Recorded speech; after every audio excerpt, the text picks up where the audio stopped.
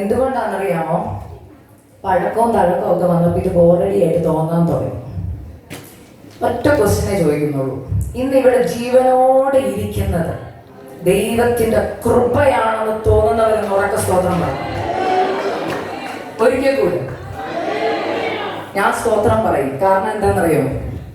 കഴിഞ്ഞ വർഷം ഈ സമയം ശ്വാസം കിട്ടാതെ ഓക്സിജന് വേണ്ടി സ്ട്രഗിൾ ചെയ്ത് എൻ്റെ മൂന്നാമത്തെ കുഞ്ഞിനെ പ്രഗ്നൻ്റ് ആയിരിക്കുമ്പം എൻ്റെ കട്ടിലേൽ കിടന്ന ദിവസമായിരുന്നു.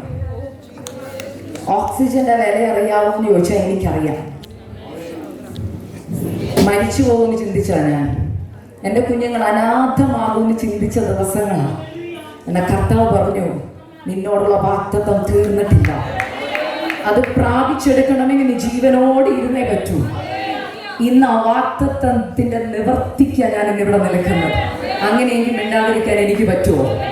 അങ്ങനെയെങ്കിൽ നിങ്ങൾ ഇന്ന് ജീവനോടെ ഇവിടെ ഇരിപ്പുണ്ടെങ്കിൽ ഇന്ന് ഇവിടെ പറഞ്ഞതുപോലെ today you will write your future.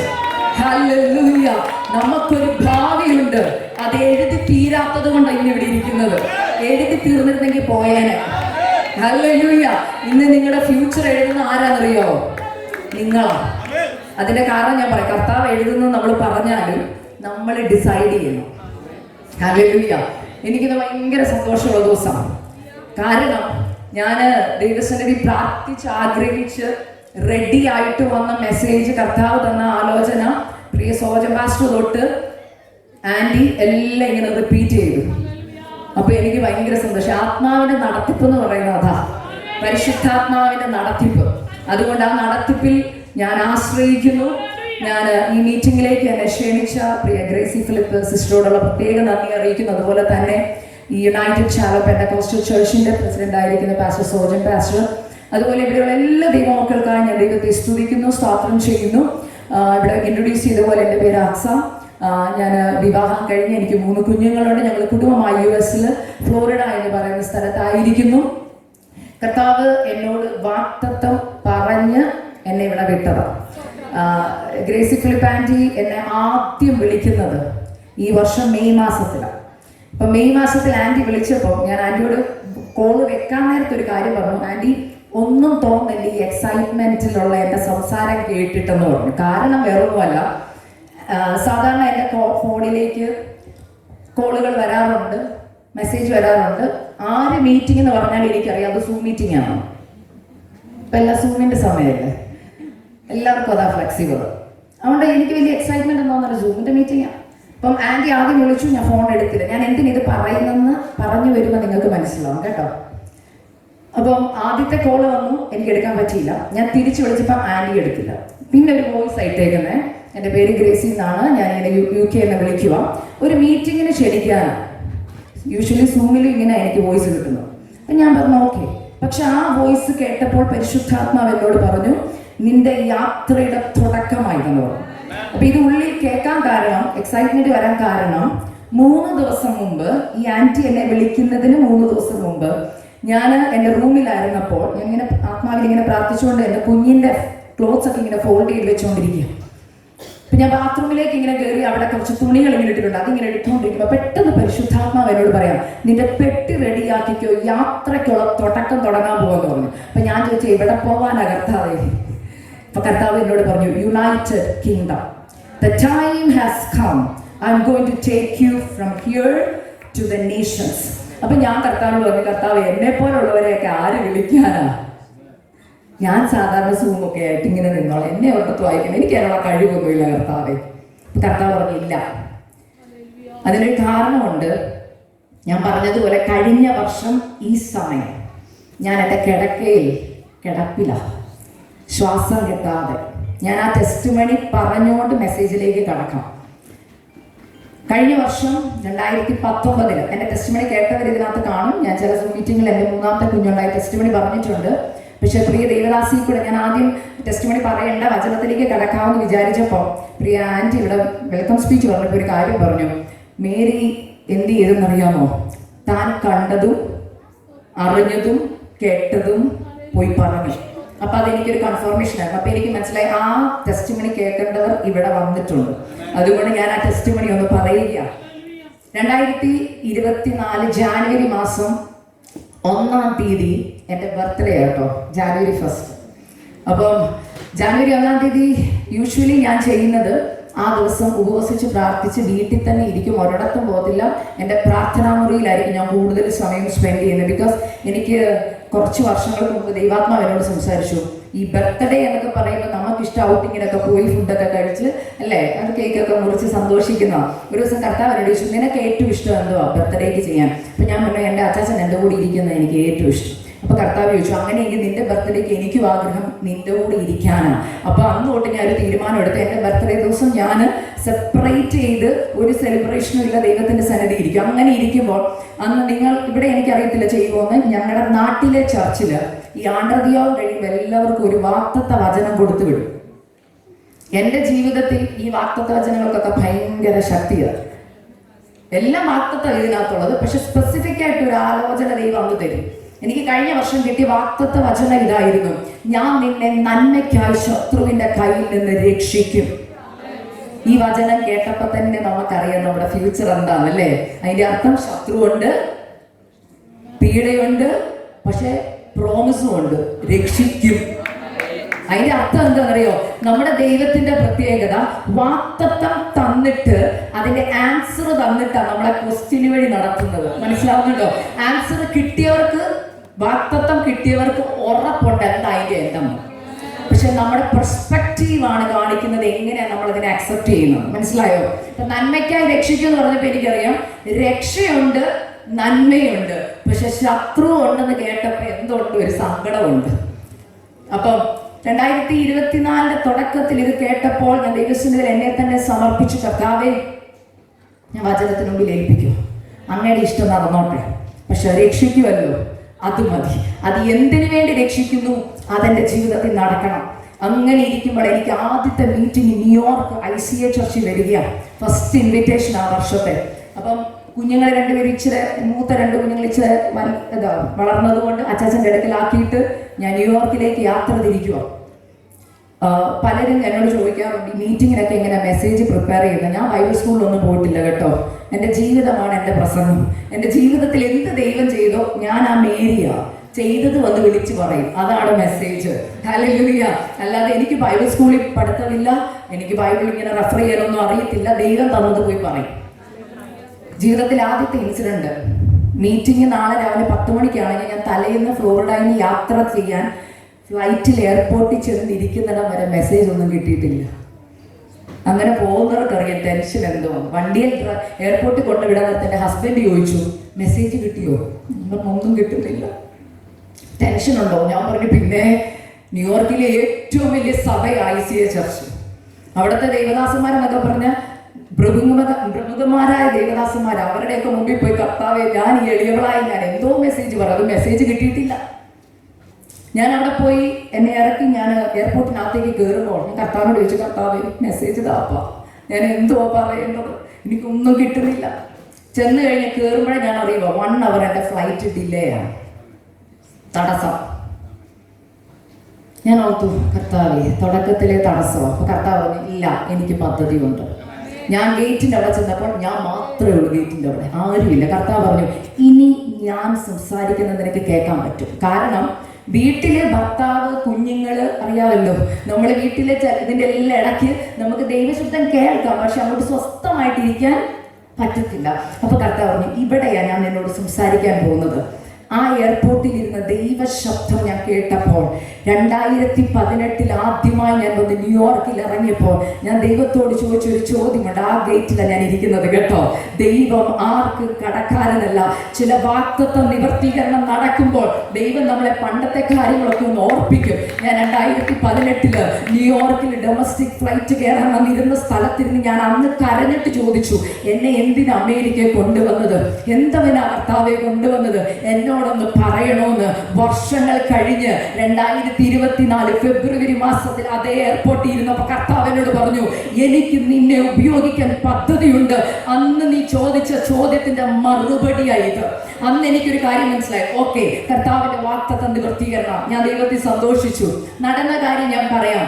അവിടെ ഇരിക്കുമ്പോൾ കർത്താവ് എനിക്കൊരു വചനം തന്നു. ഹല്ലേലൂയ. ലൂക്കോസിന്റെ സുവിശേഷം എടുക്കാൻ പറഞ്ഞു. ഞാൻ വചനം എടുത്തു. അതിനകത്ത് കർത്താവ് വാഗ്ദത്തം ചെയ്തത് വിശ്വസിച്ചവൾ ഭാഗ്യവതി. ഇന്ന് ആദ്യത്തെ ദൂത് ഞാൻ പറയാം. കർത്താവ് നിങ്ങളോട് വാഗ്ദത്തം പറഞ്ഞത് നിവർത്തിക്കുമെന്ന് വിശ്വസിച്ചവരാ ഭാഗ്യവതി. അങ്ങനെ ആരാ വിശ്വസിച്ചത്? മേരി, യേശുവിന്റെ അമ്മയായ മറിയ. ഹല്ലേലൂയ. അത് അവരുടെ ജീവിതത്തിൽ അനുഗ്രഹമായിരുന്നു. അങ്ങനെ ആ ദൂത് അങ്ങോട്ട് തന്ന ദൂത് ഞാൻ ഇങ്ങനെ പെട്ടെന്ന്, ഞാൻ പറഞ്ഞില്ലേ, പരിശുദ്ധാത്മാവ് ദൂത് തന്നാൽ ഇങ്ങനെ ഡൗൺലോഡായി പെട്ടെന്ന് കണക്ട് ആയി വരും. ജീവിതത്തിൽ ആദ്യമായി ഞാൻ ആ എയർപോർട്ടിൽ ഇരുന്ന് ദൂത് കേട്ടോണ്ടിരുന്നപ്പോൾ ഞാൻ നോക്കിയപ്പോൾ ഞാൻ ഇതുവരെ സഞ്ചരിക്കാത്ത വഴി കൂടെ കർത്താവ് വചനത്തിൽ കൂടെ എന്നെ കയറ്റി വിട്ടു. ഹല്ലേലൂയ. മോശയുടെ അമ്മയായ യോഖേബേദിനെ കുറിച്ച്, മറിയയെ കുറിച്ച്, എലിസബത്തിനെ കുറിച്ച് ദൈവിക വെളിപ്പാട് എനിക്ക് തന്നു. അന്ന് ഞാൻ പറഞ്ഞൊരു കാര്യമുണ്ട്. ഹല്ലേലൂയ. വാഗ്ദത്ത സന്തതികളെ ആർക്കെങ്കിലും വേണമെങ്കിൽ ആദ്യം അമ്മമാരെ ദൈവം സെപ്പറേറ്റ് ചെയ്തിരിക്കും. അതായത് നിങ്ങളുടെ ലൈഫിൽ ഒരു വിൽഡർനെസ്സിനെ ദൈവം അനുവദിച്ചിരിക്കും. ആ വിൽഡർനെസ് കഴിഞ്ഞാലേ വാഗ്ദത്ത സന്തതി പുറത്തു വരുത്തുള്ളൂ. എല്ലാ അമ്മമാരുടെ ലൈഫ് നോക്കിക്കോ. വാഗ്ദത്ത തലമുറ എവിടെ വന്നിട്ടുണ്ടോ ആ അമ്മമാര് വിൽഡർനെസ്സിൽ കൂടെ കടന്നു പോയിട്ടുണ്ട്. ഈ ദൂത് അവിടെ പോയി പറഞ്ഞു, തിരിച്ചു വന്നു. പാസ്റ്റർമാർക്കറിയാം, വചനം പറഞ്ഞ് തിരിച്ചു വരാൻ എളുപ്പമാണ് അല്ലേ? ദൈവം ദൂത് പറഞ്ഞു തിരിച്ചു. എന്റെ വിചാരം അത് ICA ചർച്ചക്കാർക്കുള്ളതാണ്. ഫെബ്രുവരി കഴിഞ്ഞ് തിരിച്ച് വീട്ടിൽ വന്നു. മാർച്ച് കഴിഞ്ഞ് ഏപ്രിൽ കഴിഞ്ഞ് മെയ് 1-ാം തീയതി ആയപ്പോൾ എനിക്ക് വേറൊരു സൂം മീറ്റിംഗ് വന്നു. ആ സൂം മീറ്റിംഗിൽ വചനം പറഞ്ഞുകൊണ്ടിരുന്നപ്പോൾ ഇങ്ങനെ ഒരു വചനം ഞാൻ പറഞ്ഞു. കണ്ണുനീരോടെ വിതയ്ക്കുന്നവർ ആർപ്പോടെ കൊയ്യും. ഈ ദൂത് ഇങ്ങനെ പറഞ്ഞുകൊണ്ടിരിക്കുമ്പോൾ ഞാൻ പോലും അറിയാതെ പരിശുദ്ധാത്മാവ് എൻ്റെ നാവിക്കൂടെ ഇങ്ങനെ പറഞ്ഞു, ചില വാഗ്ദത്ത തലമുറകൾ പുറത്തു വരണമെങ്കിൽ കണ്ണുനീര് കൊണ്ട് നീ നിന്റെ വിത്താകുന്ന വാഗ്ദത്തത്തെ നനയ്ക്കണമെന്ന് പറഞ്ഞു. ഈ വചനം പറഞ്ഞുകൊണ്ടിരിക്കുമ്പോൾ ഞാൻ എടുത്തു പറഞ്ഞൊരു വാക്കുണ്ട്.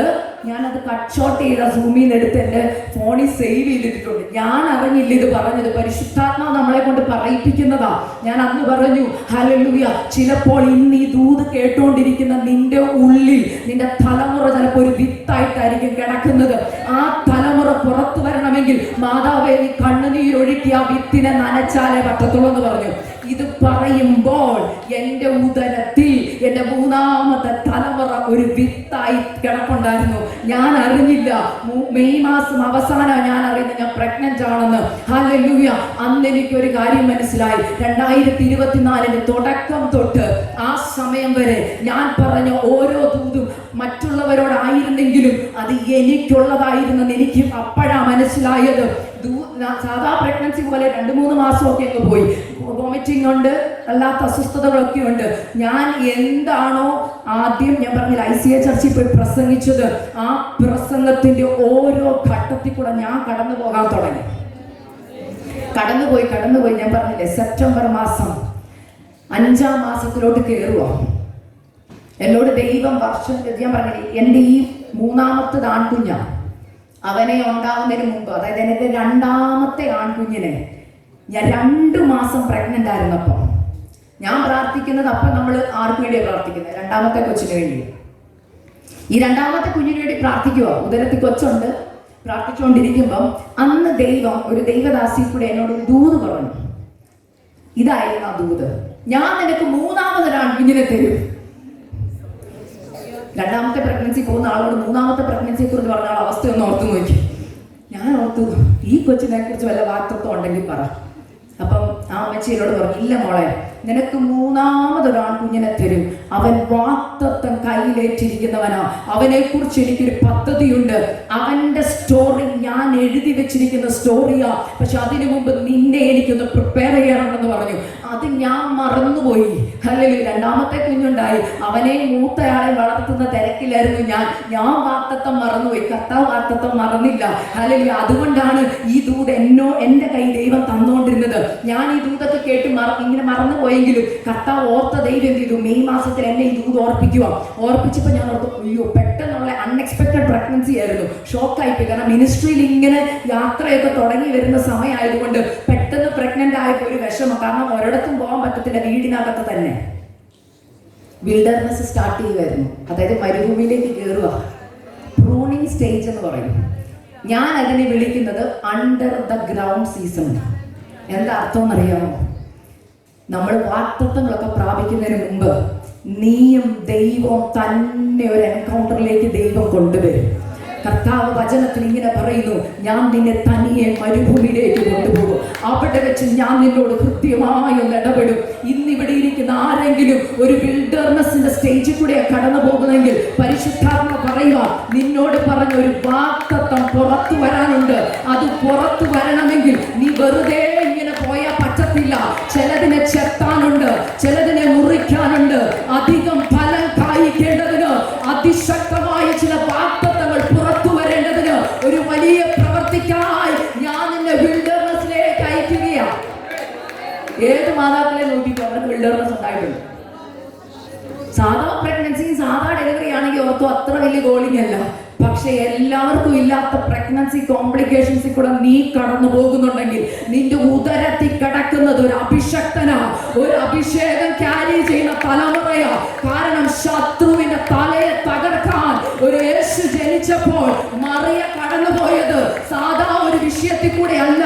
അതിൽ നിന്ദകളുണ്ടായിരുന്നു, അപമാനങ്ങളുണ്ടായിരുന്നു, അപവാദങ്ങളുണ്ടായിരുന്നു. എന്നാൽ ആ അമ്മ പിടിച്ചു നിന്നത് കൊണ്ടാ ഒരു യേശു ജനിച്ചത്, അല്ലേ? അങ്ങനെയെങ്കിൽ ഇന്ന് ചിലരോട് കർത്താവ് പറയുക, നിന്റെ മേലൊരു വാഗ്ദത്തം ഉണ്ടെങ്കിൽ അത് പുറത്തു വരണമെങ്കിൽ ഒരു വിൽഡർനെസ് ഉണ്ട്. ഞാൻ അങ്ങനെ 5-ാം മാസത്തിൽ കയറിയപ്പോൾ അതുവരെ കുഴപ്പമൊന്നുമില്ല. ഈ സെപ്റ്റംബർ മാസം ആദ്യത്തെ ആഴ്ച അതുവരെ എൻ്റെ മമ്മി കൂടെ ഉണ്ടായിരുന്നു. മമ്മി പോയി 3-4 ദിവസം കഴിഞ്ഞപ്പോൾ എനിക്ക് അസ്വസ്ഥത തുടങ്ങിയത്. അപ്പം അന്ന് പെട്ടെന്നുണ്ടായ ഒരു കാര്യം ഞാൻ പറയുക. ആ ആഴ്ചയിൽ ഒരു ഹൈന്ദവ കുടുംബം, 4 പേരുള്ള ഒരു കുടുംബം, ആ കുടുംബത്തിൽ സൂമിക്കൂടെ ഞാൻ വചനം പറഞ്ഞ് അവർ 3 പേര്, ഒരമ്മച്ചിയും മോനും മരുമോളും, ഇവർ 3 പേര് രക്ഷിക്കപ്പെട്ടു. ഇവർ രക്ഷിക്കപ്പെട്ട് കഴിഞ്ഞ് 3 ദിവസം കഴിഞ്ഞപ്പോൾ എനിക്ക് അസ്വസ്ഥത. അപ്പം നമുക്കൊക്കെ ഒരു ചിന്തയുണ്ടല്ലോ, ശുശ്രൂഷയുടെ പോരാട്ടം, അല്ലേ? ഞാനും അങ്ങനെയൊക്കെ ചിന്തിച്ചോണ്ടായിരുന്നേ. പക്ഷെ പിന്നെ മനസ്സിലായല്ല, എന്നോട് കർത്താവ് പറഞ്ഞായിരുന്നു അണ്ടർ ദ ഗ്രൗണ്ട് സീസൺ ആണ്. ഈ മണ്ണിന്റെ അടിയിൽ പോകാൻ പറഞ്ഞ പൊക്കോണം, അതാണ് നല്ലത്. ഇല്ലേ കർത്താവ് പിടിച്ച് മണ്ണിന്റെ അടിയിൽ ഇടും. മരിച്ചു പോകുന്ന കാര്യമല്ല കേട്ടോ പറയുന്നത്. ഈ അണ്ടർ ദ ഗ്രൗണ്ട് സീസൺ എന്ന് പറഞ്ഞാൽ എന്താന്ന് ഞാൻ എക്സ്പ്ലെയിൻ ചെയ്തു തരാം. മണ്ണിന്റെ അടിയിൽ ഒരു വിത്ത് കിടന്നാൽ അവിടെ എന്തുവാന്നറിയോ? ഏകാന്തതയാ. പുറത്താരെങ്കിലുമായിട്ട് കണക്ഷൻ ഉണ്ടോ? ഇല്ല. ചിലരുമായിട്ട് നിങ്ങളെ സെപ്പറേറ്റ് ചെയ്ത് ഭർത്താവ് കൂടെ കാണത്തില്ല. ചിലപ്പോൾ ഭർത്താവ് ജോലി പോകും, നിങ്ങൾ ഒറ്റയ്ക്കാവും. ഭർത്താവിനെ കാണാൻ പോലും കിട്ടുന്നില്ല, സംസാരിക്കാൻ കിട്ടുന്നില്ല, ആരെ വിളിച്ചിട്ട് ഫോണും കിട്ടുന്നില്ല. ആകെ ഒരു ഒറ്റപ്പെടൽ, ആകെ ഒരു ഏകാന്തത എന്ന് തോന്നുമ്പോൾ ഓർത്തോ, അണ്ടർ ദ ഗ്രൗണ്ടിൽ കർത്താവ് കയറ്റിയേക്കുക. കർത്താവിന് എന്തൊക്കെയോ ദൂത് കൈമാറാനുണ്ട്. ആ അണ്ടർ ദ ഗ്രൗണ്ടിൽ ദൈവവുമായിട്ടുള്ള ബന്ധത്തിൽ ആ വിത്ത് വന്നാൽ അത് വെള്ളം അബ്സോർബ് ചെയ്ത്, സൂര്യപ്രകാശം അബ്സോർബ് ചെയ്ത് അല്പം നാളുകൾ കഴിയുമ്പോൾ അതിൽ നിന്നൊരു മുള പുറപ്പെട്ടു വരും. അതൊരു വൃക്ഷമായി തീരും. അതിന്റെ മേലുള്ള ദൈവിക പദ്ധതികൾ പുറത്തു വരും. ഹല്ലേലൂയ. ഞാനിത് പറയാൻ കാരണം ആ സമയത്താണ് എനിക്ക് ശ്വാസം മുട്ടൽ തുടങ്ങുന്നത്. സാധാ ശ്വാസം മുട്ടലല്ല. എന്നോട് ഈ ജേർണി തുടങ്ങിയപ്പോഴേ കർത്താവ് പറഞ്ഞു, സാധാരണ പോലത്തെ 2 പ്രഗ്നൻസി പോലെ അല്ല ഈ ജേർണി എന്നോട് പറഞ്ഞായിരുന്നു. പക്ഷെ തുടക്കമെല്ലാം ജേർണി ഒരുപോലെ ആയതുകൊണ്ട് ഞാൻ കാര്യമാക്കിയില്ല. പക്ഷെ നിങ്ങളോട് പറയാം, ഞാൻ US താമസിക്കാൻ നിങ്ങൾക്കറിയാം. അവിടെ ഹോസ്പിറ്റലിൽ പോകണം, ട്രീറ്റ്മെന്റ് കറക്റ്റ് സമയത്ത് എടുക്കണം, ഇല്ലെങ്കിൽ പ്രശ്നമാണ്. പക്ഷെ കർത്താവ് എന്നോട് പറഞ്ഞായിരുന്നു ഈ ജേർണി സ്പെഷ്യലാണ്. എന്തായിരുന്നു അറിയോ? കഴിഞ്ഞ വർഷത്തെ പ്രഗ്നൻസിയിൽ എനിക്കൊരു ഡോക്ടർ ഇല്ലായിരുന്നു, എനിക്കൊരു ഒറ്റ അപ്പോയിൻമെന്റ് ഇല്ലായിരുന്നു. ഞാനും ദൈവവും മാത്രം. ഡെലിവറിയുടെ അന്നാണ് ഞാൻ ആദ്യമായിട്ട് ഹോസ്പിറ്റലിൽ കയറുന്നത്. അൾട്രാസൗണ്ട് ചെയ്തിട്ടില്ല, കൊച്ചാരെന്ന് എനിക്ക് അറിയത്തില്ല. കർത്താവ് പറഞ്ഞതുപോലെ സ്റ്റെപ്പ് എടുത്ത് വെച്ചു. ഡെലിവറിക്ക് ചെന്നപ്പം ഡോക്ടർ എന്നോട് ചോദിച്ചു, ചെക്കപ്പില്ലായിരുന്നു? ഇല്ല. എന്താ കാരണം? എനിക്ക് അപ്പോയിൻമെന്റ് കിട്ടിയില്ല. അതിന് 2 കാരണമുണ്ട്. ഒന്ന്, ആദ്യം എനിക്ക് ഇൻഷുറൻസ് പ്രശ്നമായിരുന്നു. എൻ്റെ ഹസ്ബൻഡ് ജോലി ഒന്ന് സ്വിച്ച് ചെയ്തുകൊണ്ട് ഇൻഷുറൻസ് പ്രശ്നമായിരുന്നു. ഇൻഷുറൻസ് റെഡിയായി വന്ന് ഞാൻ ഹോസ്പിറ്റലിൽ വിളിച്ചപ്പോൾ അവർ പറഞ്ഞു 30 വീക്സ് കഴിഞ്ഞുകൊണ്ട് എടുക്കാൻ പറ്റത്തില്ലെന്ന് പറഞ്ഞു. ഇതിനൊക്കെ മുമ്പേ കർത്താവ് മര്യാദയ്ക്ക് എന്നോട് പറഞ്ഞതാ, ഈ ജേർണി ഡിഫറെന്റാ, ഞാനും നീയും തന്നെയാണെന്ന് പറഞ്ഞായിരുന്നു. ഈ എന്താണെന്നറിയോ, ഞാൻ അന്ന് പ്രസംഗത്തിൽ ഇങ്ങനെ ഒരു കാര്യം വന്നു, യോക്കേബേദിനും മറിയയ്ക്കും എലിസബത്തിനും ഒന്നും ഒരു ഡോക്ടർമാരും ഇല്ലായിരുന്നു. ആരാ ഇറങ്ങി വന്നെന്നറിയോ? അവർക്ക് വേണ്ടി ദൈവത്തിന്റെ ദൂതന്മാർ അവർക്ക് വേണ്ടി ഇറങ്ങി വന്നത്. പരിശുദ്ധാത്മാവാണ് അവരെ പ്രൊട്ടക്ട് ചെയ്തെന്ന് പറഞ്ഞു. പറയാൻ എളുപ്പമായിരുന്നു, ജീവിതത്തിൽ വന്നപ്പോൾ പാടായിരുന്നു. പക്ഷെ എൻ്റെ ലൈഫിൽ എനിക്കൊരു കാര്യം പറയാം, എൻ്റെ ജീവിതത്തിൽ പരിശുദ്ധാത്മാവായിരുന്നു എൻ്റെ മുറിയിൽ ഇറങ്ങി വന്നത്. ഓരോ സമയം ശ്വാസം എടുക്കാൻ ഞാൻ ബുദ്ധിമുട്ടിയപ്പോൾ കർത്താവിനോട് ഞാൻ പറഞ്ഞു, കർത്താവേ ഞാൻ എന്തുവാ ചെയ്യേണ്ടത്? അന്ന് കർത്താവ് പറഞ്ഞൊരു കാര്യമുണ്ട്, 5-ാം മാസത്തിലോട്ട് കയറിയതേ ഉള്ളൂ, ഉപവാസത്താലും പ്രാർത്ഥനയാലും അല്ലാതെ ഈ തലമുറത്ത് പുറത്ത് വരാൻ പറ്റത്തില്ലെന്ന് പറഞ്ഞു. ഞാനത് പറയുമ്പോൾ ഇവിടെയുള്ള നിങ്ങളൊക്കെ തലമുറകളുള്ളവരായിരിക്കാം, പ്രഗ്നന്റ് ആയ എക്സ്പീരിയൻസ് ഉള്ളവരുടെ കാര്യം ഞാൻ പറയുന്നത്. പ്രഗ്നന്റ് ആയിരിക്കും ഉപവസിക്കാൻ പരിശുദ്ധാത്മാവ് പറയുമോ? ചോദിക്കുക. പ്രഗ്നന്റ് ആയിരിക്കുമ്പോൾ ഉപവസിക്കാൻ പരിശുദ്ധാത്മാവ് പറയുമോ? പറയും. എല്ലാവരോടും പറയത്തുമില്ല. നീ അനുസരിക്കുന്നുവെന്ന് ദൈവത്തിന് കണ്ടാ, നിന്റെ മേലുള്ള വിളി വലുതാന്ന് കണ്ടാ ഇരുത്തും ദൈവമക്കളെ. ഞാനൊരു കാര്യം പറയാം, പാടായിരുന്നു ആദ്യം കേൾക്കാൻ. കർത്താവിനോട് പറഞ്ഞു, നീ ഇരുന്നേ പറ്റൂ, രാവിലെ തൊട്ട് ഉച്ച വരെ നീ എൻ്റെ സന്നിധിയിൽ ഇരുന്നേ പറ്റൂ. എൻ്റെ ബ്ലഡ് പ്രഷർ ഡ്രോപ്പ് ആവാൻ തുടങ്ങി. എനിക്ക് ഓൾറെഡി ലോ ഷുഗറും ലോ ബ്ലഡ് പ്രഷറും ഉള്ള ആളാണ്. ഹല്ലേലൂയ. പക്ഷെ കർത്താവ് പറഞ്ഞു ഇരിക്കാൻ. ഞാൻ ആദ്യം ഒരു സംശയം, കർത്താവെ ഇരിക്കണം. എൻ്റെ ആദ്യത്തെ ദിവസം ഞാൻ അച്ഛൻ പറഞ്ഞു, അച്ഛാ ഇന്ന് തൊട്ട് ഞാൻ ദൈവത്തിന് ഉച്ച വരെ ഉപവാസം. അച്ഛൻ പറഞ്ഞു, എൻ്റെ ഹസ്ബൻഡ് ഒരു നേഴ്സാണ്, അക്സ ചിന്തിച്ചിട്ട് ചെയ്യ്. കാരണം ഓൾറെഡി ബ്ലഡ് പ്രഷർ ഡൗണാ, ഷുഗർ ഡൗണാ, ഡോക്ടേഴ്സ് അപ്പോയിൻമെന്റും ഇല്ല, ആരും സഹായിക്കാനില്ല, 2 വേറെ കുഞ്ഞുങ്ങളുണ്ട്, അവരുടെ കാര്യം ചെയ്യണം. ഞാൻ ദൈവത്തിൽ ആദ്യം ഓർത്തു, കർത്താവേ ഇത് പരിശുദ്ധാത്മാവ് തന്നെയാണോ എന്നോട് പറഞ്ഞത്? എന്നാൽ 2-ാമത്തെ ദിവസം എൻ്റെ മമ്മിയെ വിളിച്ചു, മമ്മി എനിക്ക് ഭയങ്കര ശ്വാസം മുട്ടല, ഞാൻ എന്നാ ചെയ്യണം? പരിശുദ്ധാത്മാവ് എന്നോട് പറയുന്നുണ്ട്, മമ്മി പറയുക, നീ ഉപവസിച്ച് പ്രാർത്ഥിച്ചാലേ ഈ കുഞ്ഞിനെ കിട്ടത്തുള്ളൂ. 2 പേരുടെ വാമൊഴിയാൽ ഏത് കാര്യം ഉറപ്പാണ്. മമ്മി പറഞ്ഞപ്പോൾ എനിക്കൊരു കാര്യം മനസ്സിലായി, ഉപവസിച്ചാലേ പറ്റും. ഞാൻ ദൈവസന്നിധി തീരുമാനമെടുത്തു, നാളെ തൊട്ട് ഞാൻ ഉപവാസ കർത്താവേ. ഞാൻ രാവിലെ എഴുന്നേറ്റു, ബെഡിൽ നിന്ന് ഇറങ്ങി കിച്ചണിലോട്ട് ഒന്ന് പോകാൻ നടന്ന് 2 സ്റ്റെപ്പ് വെച്ചപ്പോൾ തല ഇറങ്ങി വീഴാൻ പോവാ. 5-ാം മാസത്തിലോട്ട് ഞാൻ കയറിയിരിക്കാം. ഹസ്ബൻഡ് ഓടി വിളിച്ചു, അച്ഛൻ ഓടി വന്ന് തല കറങ്ങുന്നു, തല പെരുക്കുന്നു. ഓടി വന്ന് ഹസ്ബൻഡ് പിടിച്ചിട്ട് ചോദിച്ചു, ഇരിക്കണം ഉപവാസം. ഇനി പറയാൻ പോകുന്നതാണ് നിങ്ങളോടുള്ള ദൂതൻ. ദൈവം പറഞ്ഞിട്ട് കാര്യത്തിന് ഇറങ്ങിത്തിരിക്കുമ്പോൾ പ്രതികൂലമുണ്ട്. പ്രതികൂലം എന്തിനാണെന്നറിയോ? നീ എടുത്ത ഡിസിഷനിൽ നിന്ന് നീ മാറുമോ എന്ന് അറിയാനാണ്. എൻ്റെ ഹസ്ബൻഡ് 2 വട്ടം എന്നോട് ചോദിച്ചു, ഞാൻ ഫുഡ് വല്ലതും എടുക്കട്ടെ. പെട്ടെന്ന് ഞാൻ പറഞ്ഞു വേണ്ട. കാരണം വേണ്ടെന്ന് പറയാൻ എളുപ്പമല്ലായിരുന്നു, എനിക്ക് വേണമെന്നുണ്ട്. ഷുഗർ ഡൗൺ ആവുന്നുണ്ട്, പേടിയുണ്ട്. കാരണം വയറ്റിൽ കിടക്കുന്ന കുഞ്ഞിനെ കുറിച്ച് നമ്മൾ ആദ്യം ചിന്തിക്കുന്നത്. പെട്ടെന്ന് ഞാൻ ഒരു ശബ്ദം കേൾക്കുകയാണ്, നീ ഉപവസിച്ചാൽ ഈ കുഞ്ഞ് മരിച്ചു പോകും, നീ ഉപവസിച്ചാൽ ഈ കുഞ്ഞുവിന് വല്ല പറ്റിയാൽ നിന്നെ ആൾക്കാരെല്ലാം കളിയാക്കും, നീ ശുശ്രൂഷയ്ക്ക് ഇറങ്ങിയിട്ട് നീ ഇങ്ങനെയൊക്കെ ചെയ്താൽ ആൾക്കാർ നിന്നെ പഴിക്കും, ദൂഷിക്കും. ഇങ്ങനെ കുറെ ശബ്ദങ്ങൾ ഞാൻ കേൾക്കാൻ തുടങ്ങി. അച്ചാച്ച സംസാരിക്കുന്നുണ്ട്, പക്ഷെ അതിനേക്കാൾ ഉപരി ഞാൻ കേൾക്കുന്ന ഈ നെഗറ്റീവ് സംസാരമാണ്. ഇങ്ങനെ സംസാരിച്ചുകൊണ്ടിരുന്നപ്പോൾ ഞാൻ ഉള്ളി പ്രാർത്ഥിച്ചു, പരിശുദ്ധാത്മാവേ എന്നെ ഒന്ന് ഹെൽപ്പ് ചെയ്യും, എനിക്ക് പറ്റുന്നില്ല. ഈ തോട്ട്സ് എല്ലാം കൂടെ വന്നിട്ട് എനിക്ക് പ്രഷർ അങ്ങോട്ട് പിന്നെ ലോയാവാൻ തുടങ്ങി. ഇങ്ങനെ ഇരിക്കുമ്പോൾ ഉള്ളിൽ നിന്നൊരു മൃദുവായ ശബ്ദം ഞാൻ കേൾക്കുക, ട്രസ്റ്റ് മീ, ഒബേ മീ. ആ ശബ്ദം മൃദുവായിരുന്നു. ഹല്ലേലൂയ. ചുറ്റുമുള്ള സംസാരങ്ങളാ ഭയങ്കരമായിട്ട് നിൽക്കുന്നത്, എന്നാൽ മൃദുവായ ശബ്ദത്തിൽ എന്നോട് പറഞ്ഞു, ട്രസ്റ്റ് മീ, ഒബേ മീ. പെട്ടെന്ന് കൈ ഉയർത്താൻ എനിക്ക് ആരോഗ്യമില്ല, കൈ തളർന്നാ കിടക്കുന്നേ. എൻ്റെ അച്ചാച്ചൻ എന്നെ പിടിച്ചിട്ടുണ്ട്. പക്ഷെ ഒരു നിമിഷം ഞാൻ എൻ്റെ കൈ പതുക്കെ ഒന്ന് ഉയർത്തിയിട്ട് ഉറക്കെ ഞാൻ പറഞ്ഞു, ദൈവം വാഗ്ദത്തം ചെയ്തതാണ് ഉദരത്തിൽ കിടക്കുന്നതെങ്കിൽ പിശാചേ നിനക്ക് ഞാൻ എൻ്റെ തലമുറയെ വിട്ടു തരത്തില്ല. ദൈവമാണ് എന്നോട് ഉപവസിക്കാൻ പറഞ്ഞതെങ്കിൽ, ദൈവമാണ് പ്രാർത്ഥിക്കാൻ പറഞ്ഞതെങ്കിൽ ഞാൻ ഉപവസിക്കുകയും ചെയ്യും, പ്രാർത്ഥിക്കുകയും ചെയ്യും. വാഗ്ദത്ത സന്തതിയെ പുറത്തു കൊണ്ടുവരിക തന്നെ ചെയ്യും. ദൈവമക്കളെ, പറഞ്ഞ നിമിഷത്തിൽ എൻ്റെ ഹസ്ബൻഡ് സാക്ഷിയാണ്. പറഞ്ഞ നിമിഷത്തിൽ പരിശുദ്ധാത്മാവ് എൻ്റെ ബലഹീനമായ ശരീരത്തിലേക്ക് വന്നിട്ട് ഞാൻ അന്യ ഭാഷയിൽ ആരാധിക്കാൻ തുടങ്ങി, പ്രാർത്ഥിക്കാൻ തുടങ്ങി. 10 മിനിറ്റ് കഴിഞ്ഞപ്പോൾ എൻ്റെ ശരീരം ബലപ്പെട്ടു. ഞാൻ എഴുന്നേറ്റു. അന്ന് എനിക്കൊരു കാര്യം മനസ്സിലായി. അങ്ങനെ പറഞ്ഞ ഒരു പ്രസംഗം യൂട്യൂബിൽ കിടപ്പുണ്ട്, പറ്റുന്നവരൊന്ന് പോയി കേൾക്കണം. ഞാൻ ആധാരങ്ങളുടെ ഫലം സൃഷ്ടിക്കും.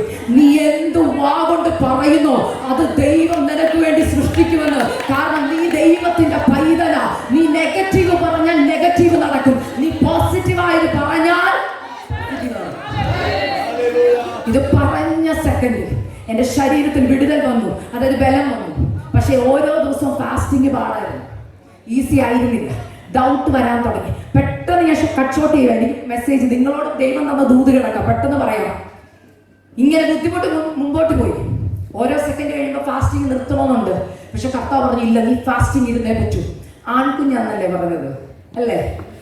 വിശ്വാസത്താൽ കൊച്ചിന് പേരിട്ടു.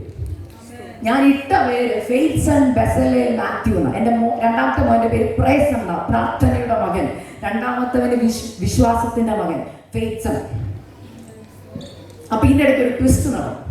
എൻ്റെ മമ്മി ഞാൻ പ്രഗ്നന്റ് ആയിരുന്നപ്പോഴേ ഈ ഫാസ്റ്റിംഗ് ഇരിക്കാൻ പറഞ്ഞപ്പോൾ എന്നോട് പറഞ്ഞൊരു കാര്യമുണ്ട്, മോളെ നീ യോവേലിന്റെ പുസ്തകം വായിക്കണം. ഞാൻ ചോദിച്ചു എന്തിനാ? എനിക്ക് അറിയത്തില്ല. പരിശുദ്ധാത്മാവ് പറയുന്നത് നീ യോവേലിന്റെ പുസ്തകം വായിക്കണം. ഞാൻ നമുക്ക് വായിച്ചേക്കാം. യോവേലിന്റെ പുസ്തകം വായിക്കുന്നുണ്ട്, എല്ലാ ദിവസവും വായിക്കുന്നുണ്ട്. 2 അധ്യായമൊക്കെ വായിക്കുമ്പോൾ ഭയങ്കര സന്തോഷം. അന്ത്യകാലത്തിന് സകല എടുത്തും പേര് ആത്മാവിനെ പോയി അതൊക്കെ വായിക്കുമ്പോൾ ഭയങ്കര സന്തോഷമൊക്കെ ഉണ്ട്. പക്ഷെ എന്തിനാന്ന് അറിയത്തില്ല. പക്ഷെ അമ്മ അനുസരിക്കുവോ? അങ്ങനെ ഇരിക്കുമ്പോൾ നവംബർ 13 രാവിലെ ഞാൻ മമ്മിയോട്, മമ്മി കൊച്ചിന്റെ പേരിട്ട് കേട്ടോ, എന്തുവാ? ഫെയ്ത്സൺ. മമ്മി പറഞ്ഞു ഫെയ്ത്സൺ അല്ല, പിന്നെന്തുവാ? യോവേൽ. ഞാൻ പറഞ്ഞു പിന്നെ യോവേലോ? മമ്മി എന്തു ഈ പറയുന്നത്? ഞങ്ങളുടെ ചർച്ച മൊത്തം ജോയലുമാരാണ്. ഇപ്പൊ 6ാമത്തെ ജോയൽ. അങ്ങനെ മമ്മി ജോയൽ എന്നുള്ള പേര് പ്ലീസ് മമ്മി, കോമൺ പേര്, എനിക്ക് ഫെയ്ത്സൺ മതി. പെട്ടെന്ന് മമ്മി പറഞ്ഞു, ഇത് മമ്മി പറഞ്ഞ പേരല്ല, നിന്റെ ഉദരത്തിൽ ഈ കുഞ്ഞ് ഉരുവാകുന്നതിന് മുമ്പ് ദൈവം എന്നോട് പറഞ്ഞ ദൂതാ, നിനക്ക് ഞാനൊരു യോവേൽ പ്രവാചകനെ ഈ നാളുകളിൽ എഴുന്നേൽപ്പിക്കും എന്ന് പറഞ്ഞ ദൂതിന്റെ പേരിൽ നിന്നോട് ഈ പേരിടാൻ പറഞ്ഞത്. അപ്പൊ നമുക്കൊരു പ്രശ്നമുണ്ട്, അക്സെപ്റ്റ് ചെയ്യാൻ അങ്ങോട്ട് ഒരു ബുദ്ധിമുട്ട്. അപ്പൊ എനിക്കും ആ ബുദ്ധിമുട്ടുണ്ടായിരുന്നു. ഞാൻ കുഞ്ഞിനെ മോളെ സ്കൂളിൽ കൊണ്ടുപോയിട്ട് തിരിച്ച് ഡ്രൈവ് ചെയ്യുമ്പോഴെല്ലാം ഞാൻ പ്രാർത്ഥിക്കുക, കർത്താവേ യോവേലോ ജോയൽ, ഇംഗ്ലീഷിലെ കാര്യം ഞാൻ പറഞ്ഞ ജോയൽ ജോയലോ ജോയലോ പ്ലീസ് എന്നോട് നീ ഒന്ന് കൃത്യമായിട്ടൊന്ന് സംസാരിച്ചേ. മമ്മി പറയുമ്പോൾ ഒരു അക്സെപ്റ്റ് ചെയ്യാൻ ബുദ്ധിമുട്ട്. കർത്താവ് എന്നോടൊന്ന് പറ. അന്ന് നടന്ന കാര്യം, ഞാൻ ഡെയിലി റെഗുലറായിട്ട് ഇങ്ങനെ ബൈബിൾ ഇങ്ങനെ വായിച്ചു പോകും. അപ്പൊ ഞാൻ ദൈവത്തോട് പറഞ്ഞു, ഇന്ന് വചനത്തിൽ കൂടെ കർത്താവ് എനിക്ക് എന്ത് ചെയ്യണം? ഉറപ്പ് തരണം. കർത്താവിനോട് പറഞ്ഞ കർത്താവ് അങ്ങനെ തരുന്ന ദൈവമാണ്. അന്ന് ഞാൻ വായിക്കേണ്ടത് ഏതായിരുന്നറിയോ? അപ്പോസ്തലപ്രവൃത്തി 2-ാം അധ്യായം. അന്ന് വായിക്കേണ്ടത് നവംബർ 13. അപ്പോസ്തലപ്രവൃത്തി 2-ാം അധ്യായം എടുത്ത് ഞാൻ പ്രാർത്ഥനാ മുറിക്ക് എടുത്ത് വായിക്കുക. ഞാൻ പറഞ്ഞു, കർത്താവേ എനിക്ക് നമ്മൾ ചാലഞ്ച് ചെയ്യുന്ന ആരെയാണെന്നറിയോ? സകലത്തെ സൃഷ്ടിച്ച ദൈവത്തെയാണ്. ഞാൻ പറഞ്ഞു, ഈ വചനത്തിൽ കൂടെ കർത്താവ് എനിക്ക് കൺഫർമേഷൻ തന്നാൽ ഞാൻ എന്ത് ചെയ്യും? കൊച്ചിന് യോവേലിന്റെ പേര്. കാരണം അതിനകത്ത് എന്താ നമുക്ക് ആദ്യമേ അറിയാം, എന്തുവാ? പരിശുദ്ധാത്മാവിനെ കുറിച്ചാണ്. ശിശുമാർ അഭിഷേകം പ്രാപിച്ചു, അവർ എഴുന്നേറ്റ് പോയി, ഇതൊക്കെയല്ലേ ഉള്ളൂ. ഇതിനകത്ത് കൺഫർമേഷൻ പേരിനെ കുറിച്ചൊന്നും കിട്ടാനില്ലല്ലോ എന്നോർത്താ വായിക്കുന്നേ. വായിച്ചു വരുമ്പോ ദാണ്ട് കിടക്കുന്നു, പത്രോസ് എഴുന്നേറ്റ് നിന്ന് പറയുന്നു, യോവേൽ പ്രവാചകൻ മുഖാന്തരം ഞാൻ അരുളി ചെയ്തതുപോലെ ഇത് നടക്കുന്നെന്ന്. യോവേൽ എന്നുള്ള പേര് കണ്ടപ്പോ ഞാൻ സ്തംഭിച്ചു പോയി. പ്രാർത്ഥനാ മുറിയിലോട്ട് കമന്ന് കിടന്നിട്ട് പറഞ്ഞു, കർത്താവേ അങ്ങ് പറഞ്ഞതുപോലെ എന്റെ തലമുറയുടെ പേര് യോവേൽ എന്നാ. അന്ന് ഞാൻ എന്റെ പ്രയർ ബുക്കിൽ എഴുതി വെച്ചു, യോവേൽ ബെസലേൽ മാത്യു. ഹല്ലേലൂയ. പേരെഴുതി വെച്ചിട്ട് അന്ന് തൊട്ട് വയറ്റിൽ നോക്കി കുഞ്ഞിനെ നോക്കി കൊണ്ട് പ്രവചിക്കാൻ തുടങ്ങി. യോവേലേ, നീ ദൈവത്തിന്റെ അഭിഷക്തനായി പുറത്തു വരും. എന്നോട് പലരും ചോദിച്ചു, എന്താ ഉറപ്പാണ്? ഞാൻ പറഞ്ഞു, ഫെബ്രുവരിയിൽ ഒരു പ്രസംഗം പ്രസംഗിച്ചായിരുന്നു. കർത്താവ് വാഗ്ദത്തം ചെയ്തത് വിശ്വസിച്ചവൾ ഭാഗ്യവതി. അങ്ങനെയെങ്കിൽ കർത്താവ് 2ാമത്തെ കുഞ്ഞിനെ പ്രഗ്നന്റ് ആയിരിക്കുമ്പോൾ 3ാമത്തെ കുഞ്ഞിനെ തരുമെന്ന് പറഞ്ഞിട്ടുണ്ടെങ്കിൽ നടന്നിരിക്കും. മനസ്സിലായോ? എത്ര പേർക്ക് ഉറപ്പുണ്ട്? നമ്മൾ വിശ്വാസികൾ എന്ന പേര് പറഞ്ഞാൽ പോരാ, പ്രവർത്തിയിൽ അത് വരണം. ചുരുക്കി പറയാം, ഫാസ്റ്റിംഗ് ആയിരുന്നു. പ്രസവിക്കുന്ന അന്നും ഫാസ്റ്റിങ്ങോടാണ് പ്രസവിച്ചത്.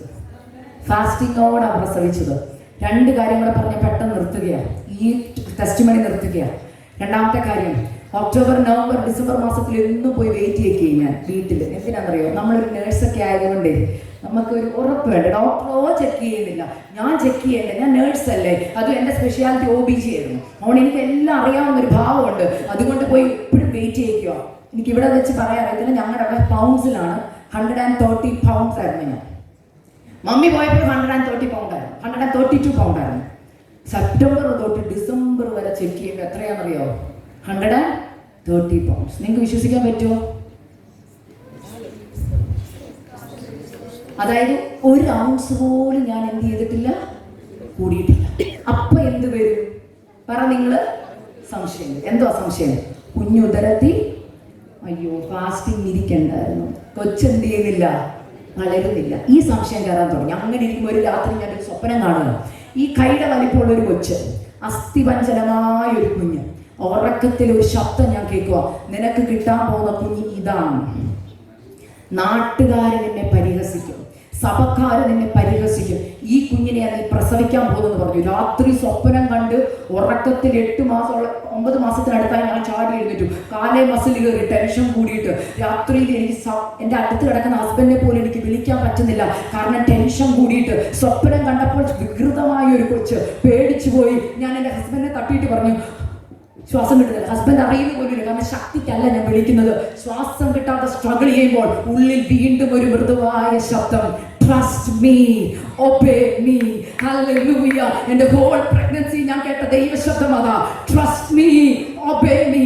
ഞാൻ അപ്പ കർത്താവിനോട് പറഞ്ഞു, ആഗ്രഹമുണ്ടപ്പാ, പക്ഷെ സ്വപ്നം കണ്ടപ്പോ പേടിച്ചു പോയി. കർത്താവ് പറഞ്ഞു, ഇല്ല, നീ എന്നെ വിശ്വസിച്ചാ മതി. വിശ്വസിച്ചാ നീ ദൈവത്തിന്റെ മഹത്വം കാണും. ദൈവസന്നിധി പ്രാർത്ഥിച്ചു. ദൈവമക്കളെ ചുരുക്കി പറയാം, വെയിറ്റ് ഒന്നും കൂടിയില്ല. അല്ലെങ്കിൽ അന്ന് ഞാൻ ഓർത്ത് എൻ്റെ വെയിറ്റ് മിഷന്റെ പ്രശ്നം ഓർത്ത് വേറൊരു ആൻറ്റിയുടെ വീട്ടിൽ പോയി വെയിറ്റ് ചെക്ക് ചെയ്തു. അവിടെയും ചെക്ക് ചെയ്തപ്പോൾ 130 പൗണ്ട്സ്. ഡെലിവറിക്ക് പോകുന്നതിന്റെ അന്ന് ഞാൻ വെയിറ്റ് ചെക്ക് ചെയ്തു, 130 പൗണ്ട്സ്. ഹല്ലേലൂയ. ഹോസ്പിറ്റലിൽ ചെന്നു. ഹല്ലേലൂയ. ഡെലിവറിക്ക് കയറി. ഹല്ലേലൂയ. പല പ്രശ്നങ്ങളുണ്ടായിരുന്നു അതിൻ്റെ ഇടയ്ക്ക്, കാരണം അസ്വസ്ഥതകൾ എനിക്കുള്ളത് കൊണ്ട്. എന്നാൽ ഡെലിവറിക്ക് കയറി ചെന്ന് ഡെലിവറി കഴിഞ്ഞു. ഹല്ലേലൂയ. ട്രംപ് പ്രസിഡന്റായ ദിവസം. ഹല്ലേലൂയ. ആ സമയത്ത് എൻ്റെ മോനുണ്ടായി. ട്രംപ് അവിടെ സത്യപ്രതിജ്ഞ ചെയ്യുമ്പോൾ ഇവിടെ കൊച്ചുണ്ടായി, കുഞ്ഞുണ്ടായി. എൻ്റെ ഹസ്ബൻഡ് ഓടി വന്നിട്ട് എന്നോട് ചോദിച്ചു, നിനക്ക് ബേബിയെ കാണണമെന്ന് ചോദിച്ചു. ഇങ്ങനെ ചോദിച്ചാൽ, you want to see your fasting baby എന്നാ ചോദിച്ചു. ഞാൻ പറഞ്ഞു യെസ്. എൻ്റെ ഹസ്ബൻഡ് വന്ന് അംബ്ലിക്കൽ കോഡൊക്കെ കട്ട് ചെയ്തിട്ട് കുഞ്ഞിനെ എൻ്റെ കയ്യിലോട്ട് കൊണ്ടെത്തുന്നു. പേടിയുണ്ട് ഉള്ളിൽ. എന്താണെന്നറിയോ? കണ്ട സ്വപ്നം. എൻ്റെ ഹസ്ബൻഡ് വന്നിട്ട് പറഞ്ഞു, നീ നോക്കാൻ പറഞ്ഞു. ഞാൻ നോക്കിയപ്പോൾ ഞാൻ 3ാമത്തെ കുഞ്ഞിനെ പ്രസവിച്ചത്. എൻ്റെ ആദ്യത്തെ 2 കുഞ്ഞുങ്ങളും 7 pounds 1 ounce, even 8 pounds 3 ounce. ഞാനിത് പറയാൻ കാരണം 4 കിലോയ്ക്ക് അടുത്തുള്ളൊരു കൊച്ച്. എൻ്റെ 3 കുഞ്ഞുങ്ങളുടെ ഫോട്ടോ ഇന്ന് കണ്ടാൽ അവനെ കണ്ടിട്ട് ഇന്ന് 8 മാസമായുള്ളൂ. പക്ഷേ എല്ലാവരും ചോദിക്കുന്നേ, ഈ കുഞ്ഞിന് 1 വയസ്സായിരുന്നു. കാരണം അത്രയൊക്കെ ഉണ്ട് ആള്. ഞാൻ അവനെ കാണുമ്പോൾ പറയും, ഉപവസിച്ച് മേടിച്ചാൽ ഇങ്ങനെ ഇരിക്കും. അതായത് നിയമത്തിന് വിരോധമായി ദൈവത്തിന്റെ ആലോചന അനുസരിച്ച് നീ കാൽച്ചുവട് എടുത്തു വെച്ചാൽ നിന്നെ മാനിക്കേണ്ടത് ദൈവത്തിന്റെ കടമയാ. ദൈവമക്കളെ, ഞാൻ ഈ ടെസ്റ്റ് മണി എവിടെയൊക്കെ പറഞ്ഞോ അവിടെയൊക്കെ പ്രഗ്നന്റ് ആയ ഓരോ അമ്മമാർ എന്നെ വിളിക്കാൻ തുടങ്ങി. സിസ്റ്ററെ, ഞങ്ങളിപ്പോ ഈ വിഷയത്തിൽ കൂടെ കടന്നു പോകുന്നത്, ഈ വിഷയത്തിൽ കൂടെ കടന്നു പോകുന്നത്, കോംപ്ലിക്കേഷൻസിനെ എന്തുവാ ചെയ്യേണ്ട? ഒറ്റ കാര്യം പറഞ്ഞു, വയറെ കൈ വെച്ചുകൊണ്ട് പ്രവചിക്കാൻ പറഞ്ഞു. നീ എന്ത് പ്രവചിക്കുന്നോ അത് ഉദരത്തിൽ നടക്കും. ഞാൻ എന്നും പ്രവചിച്ചു പറയായിരുന്നു, യോവേലെ നീ മിടുക്കനായിട്ട് പുറത്തു വരും, നീ ആരോഗ്യവാനായി പുറത്തു വരും. ഞാൻ എന്നും കുഞ്ഞിനോട് സംസാരിക്കുമായിരുന്നു. എൻ്റെ പ്രാർത്ഥനാ മുറിയിൽ ഞാൻ ദൈവത്തോട് സംസാരിച്ച് 2ാമത് സംസാരിക്കുന്ന കൊച്ചിനോട് ദൈവം പറഞ്ഞ ഓരോ ആലോചന പറയാൻ തുടങ്ങി. അങ്ങനെ ഉണ്ടായിക്കഴിഞ്ഞ ആ സമയത്ത് ഈ കുഞ്ഞുണ്ടായി കഴിഞ്ഞപ്പോൾ ഞങ്ങളുടെ ചർച്ച നടന്നൊരു ഫാസ്റ്റിംഗ് പ്രയറിൽ പ്രത്യാശ എന്ന് പറഞ്ഞൊരു ദൈവദാസൻ വന്നിട്ട് എൻ്റെ തലയെ കഴിച്ചിട്ട് ഇങ്ങനെ ഒരു ദൂത് പറഞ്ഞു, ഈ കുഞ്ഞ് പുറത്തു വരുമ്പോൾ നിന്റെ ശുശ്രൂഷയുടെ തലം മാറും, നിന്നെ ഞാൻ UK, കാനഡ എന്ന രാജ്യങ്ങളിലേക്ക് അയക്കുമെന്ന് പറഞ്ഞു. അത് പറഞ്ഞ് 2ാം മാസത്തിലാണ് അല്ലെങ്കിൽ ആന്റിയുടെ കോള് വരുന്നത്, UK വരണമെന്ന്. എന്തെങ്കിലും ഡൗട്ട് ഉണ്ടോ ചെയ്യാൻ? ഞാൻ പറഞ്ഞു യെസ് ആന്റി, വന്നിരിക്കും.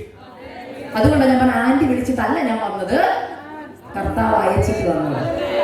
മനസ്സിലായോ? പാസ്റ്റർ പറഞ്ഞൊരു കാര്യത്തോട് ഞാൻ 100% യോജിക്കുന്നു. കർത്താവ് പറഞ്ഞിട്ട് ചിലതിലേക്ക് വന്നാൽ എല്ലാം സ്മൂത്ത് അല്ല, പ്രശ്നമുണ്ട്.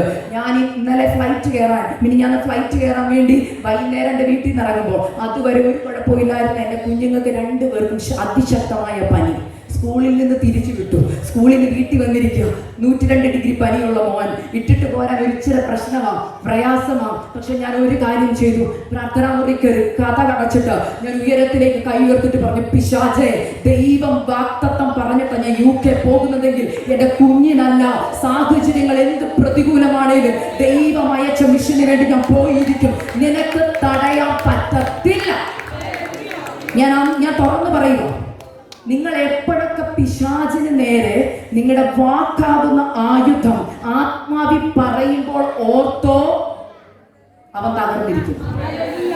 അതുകൊണ്ടാണ് നാവിനെ നെഗറ്റീവായിട്ട് പിശാച് ഉപയോഗിക്കുന്നത്. നിങ്ങൾ നോക്കിയ ആരോടെങ്കിലും വാക്തത്വം പറഞ്ഞിട്ട് നിങ്ങൾ പറയാം, ഓ അത് എൻ്റെ ജീവിതത്തിൽ നടക്കത്തില്ലെന്ന് പറഞ്ഞാൽ ഇച്ചിരി നാളെ നിങ്ങൾ വെയിറ്റ് ചെയ്യേണ്ടി വരും. എന്നാൽ കേൾക്കുമ്പോഴേ ഒന്ന് റിസീവ് ചെയ്തേ, ഐ റിസീവ് ഇറ്റ്. എന്നിട്ട് വാക്തത്വം നടക്കാൻ വഴി തടസ്സമാ, പക്ഷെ ആ വഴിയെ നോക്കി പറയണം, ഇല്ല ഇത് നടന്നിരിക്കും. അങ്ങനെ പറഞ്ഞവർ ഇതിനകത്തുണ്ടെങ്കിൽ ഓർക്കോ, നിങ്ങളുടെ ലൈഫിൽ വാക്തത്വം നടന്നിരിക്കും. ഹല്ലേലൂയ. ഇനി ഈ മീറ്റിംഗിലേക്ക് പ്രാർത്ഥിച്ചപ്പോൾ ദൈവം തന്ന ദൂതിലേക്ക് ഞാൻ കടക്കുക. ഞാൻ ആദ്യമേ പറയുക, ഞാനൊരു പ്രീച്ചർ അല്ല, മെസ്സഞ്ചർ. നാട്ടിലെ ഭാഷയിൽ പറഞ്ഞ പോസ്റ്റ്മാനാണ് അല്ലെങ്കിൽ പോസ്റ്റ് വുമണാണ്. ദൈവം ഒരു ആലോചന തന്നിട്ടുണ്ട്.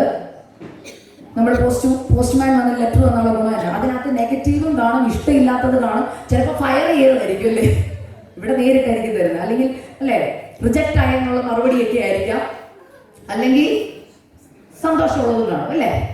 നിങ്ങൾ ആരെങ്കിലും പോസ്റ്റ്മാനെ പിടിച്ച് തല്ലിയിട്ടുണ്ടോ? ഇല്ല. കാരണം എന്നാ? പുള്ളി അതിന് ഉത്തരവാദിയല്ല. ഇതുപോലെ ദൈവം എനിക്ക് തന്ന ദൂത് ഞാൻ പറയാൻ പോവാം, ഞാൻ ഉത്തരവാദിയല്ല. പരാതിയുള്ളവർ ഇവിടെ തീർത്തോണം, കർത്താവിന്റെ സന്നിധി. പ്രാർത്ഥനാ മുറി കയറി, എനിക്കിവിടെ ആരെ അറിയത്തില്ല. ആകെ അറിയുന്ന ഒരു വ്യക്തിയുണ്ട്, എൻ്റെ സീനിയറായിട്ട് പഠിച്ച ചേച്ചി, എൻ്റെ നഴ്സിംഗ് സീനിയറാണ് സരിത ചേച്ചി. ആ ചേച്ചിയെ ഇവിടെ വന്ന് അനേക വർഷങ്ങൾക്ക് ശേഷം കണ്ടതിൽ ഒത്തിരി സന്തോഷം. ഓക്കെ, വേറെ ആരെയും എനിക്ക് വലിയ പരിചയമില്ല. അതുകൊണ്ട് ഞാൻ ഇവിടെ നിൽക്കുമ്പോൾ നിങ്ങളെ അക്സ എന്ന് പറയുന്ന വ്യക്തിയെ നോക്കണ്ട. പരിശുദ്ധാത്മാവ് നിങ്ങളെ സ്നേഹിച്ച് എന്നോട് പറഞ്ഞ ആലോചന മറച്ചു വെക്കണം. ഞാൻ പറഞ്ഞു, ഞാൻ ശുശ്രൂഷയ്ക്ക് ഇറങ്ങിയപ്പോൾ, പ്രസംഗിക്കാൻ കർത്താവ് വിളിച്ചപ്പോൾ എന്റെ പ്രാർത്ഥനാ മുറി വന്ന് പറഞ്ഞൊരു വാക്കുണ്ട്, it is good to be judged by people than judged by God. മനുഷ്യരാൽ വിധിക്കപ്പെടുന്നതിനേക്കാൾ നല്ലത് ദൈവം നിങ്ങൾ അവിടെ നിന്ന് വിധിച്ചാലും ഐ ഡോണ്ട് കെയർ. കേട്ടോ, മനസ്സിലായോ? നാളെ വിളിച്ചില്ലേലും ഒരു പരാതിയില്ല. ശുശ്രൂഷ തന്നത് ദൈവമാണ്. പക്ഷെ ഞാൻ തുടക്കം പറഞ്ഞപ്പോ മനസ്സിലായി കാണുമല്ലോ എന്ത് ദൂതാ വരാൻ പോകുന്നത്. ഒറ്റ ദൂതാ, മാനസാന്തരത്തിനൊത്ത ഫലം കഴിക്കും. ഓക്കെ, നമുക്ക് വചനത്തിലേക്ക് കടക്കാം. ഹല്ലേലൂയ. ഇന്നത്തെ വചനത്തിന് ദൈവം എനിക്ക് തന്നിരിക്കുന്നത്, are you a fruitful disciple to the Lord? നിങ്ങൾ ദൈവത്തിന് വേണ്ടി ഫലം കായ്ക്കുന്നവർ ആണോ? ഹല്ലേലൂയ. അതിനാധാരമായി ലൂക്കോസിന്റെ സുവിശേഷം 13-ാം അധ്യായം അതിന്റെ 6 തൊട്ടുള്ള വാക്യങ്ങളാണ്. ഞാൻ അതിനകത്ത് ഏറ്റവും കാതലായ ഭാഗം മാത്രം ഞാനൊന്ന് പറയാം. നിങ്ങളൊന്ന് വായിച്ചു തരണമേ. ലൂക്കോസ് 13-ന്റെ 6 തൊട്ട് 9 വരെയുള്ള വാക്യങ്ങൾ ആരെങ്കിലും എനിക്കൊന്ന് വായിച്ചു തരണമേ. അവൻ ഈ ഉപമയിൽ പറഞ്ഞ്, ഒരുത്തന് തന്റെ മുന്തിരിത്തോട്ടത്തിൽ നട്ടിരുന്ന ഒരു അത്തിവൃക്ഷം ഉണ്ടായിരുന്നു. അവൻ അതിൽ ഫലം തിരഞ്ഞു വന്നു, കണ്ടതില്ലതാനും. അവൻ തോട്ടക്കാരനോട്, ഞാൻ ഇപ്പോൾ 3 സംവത്സരമായി ഈ അത്തിയിൽ ഫലം തിരഞ്ഞു വരുന്നു, കാണുന്നില്ലതാനും. അതിനെ വെട്ടിക്കളക, അത് നിലത്തെ നിഷ്ഫലമാക്കുന്നത് എന്തിന് എന്ന് പറഞ്ഞു.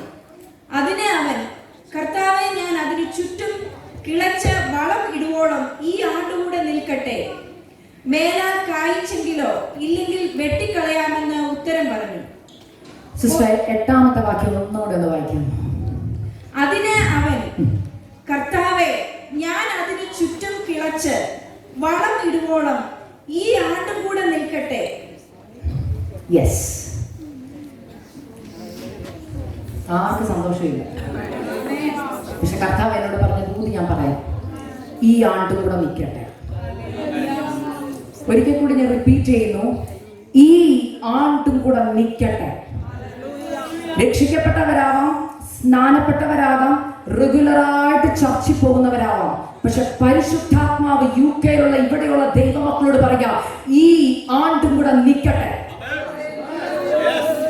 ഈ ആണ്ടും കൂടെ നിൽക്കട്ടെ. നിലത്തെ നിഷ്ഫലമാക്കാനല്ല, ഒരു വർഷം കൂടെ ദൈവം തരുക. ഫലം കായ്ച്ചില്ലെങ്കിൽ വെട്ടുറപ്പ. കാരണം എന്താണെന്നറിയാമോ? ഫലം കായ്ക്കാനാണ് നട്ടത്, ഫലം കായ്ക്കാൻ ഇവിടെ കൊണ്ടുവന്നത്, ഫലം കായ്ക്കാനാണ് സഭയുമായി കൂട്ടിച്ചേർത്തത്, ഫലം കായ്ക്കാണ് കർത്താവ് കണക്ട് ചെയ്തത്. എന്നാൽ നിഷ്ഫലമാക്കുവാനാണ് ഇന്ന് നിൽക്കുന്നത് നിലത്ത്. നമ്മൾ പലപ്പോഴും ചിന്തിക്കുന്നത്, കർത്താവിനെ അറിഞ്ഞു രക്ഷിക്കപ്പെട്ട് സ്നാനപ്പെട്ട് അഭിഷേകം പ്രാപിച്ച് ഞാൻ പോകത്തില്ല. ഞാനിത് പറയാൻ കാരണം, ഞാൻ ഒരു പാസ്റ്ററുടെ മോളാണ്. ഭയങ്കര അഹങ്കാരം ഉണ്ടായിരുന്നു അതിന്റെ. കേട്ടല്ലോ, അഹങ്കാരത്തെ ഒരു 8 വർഷം മുമ്പ് കർത്താവ് അങ്ങോട്ട് ഒട്ടിച്ചു. മനസ്സിലായോ?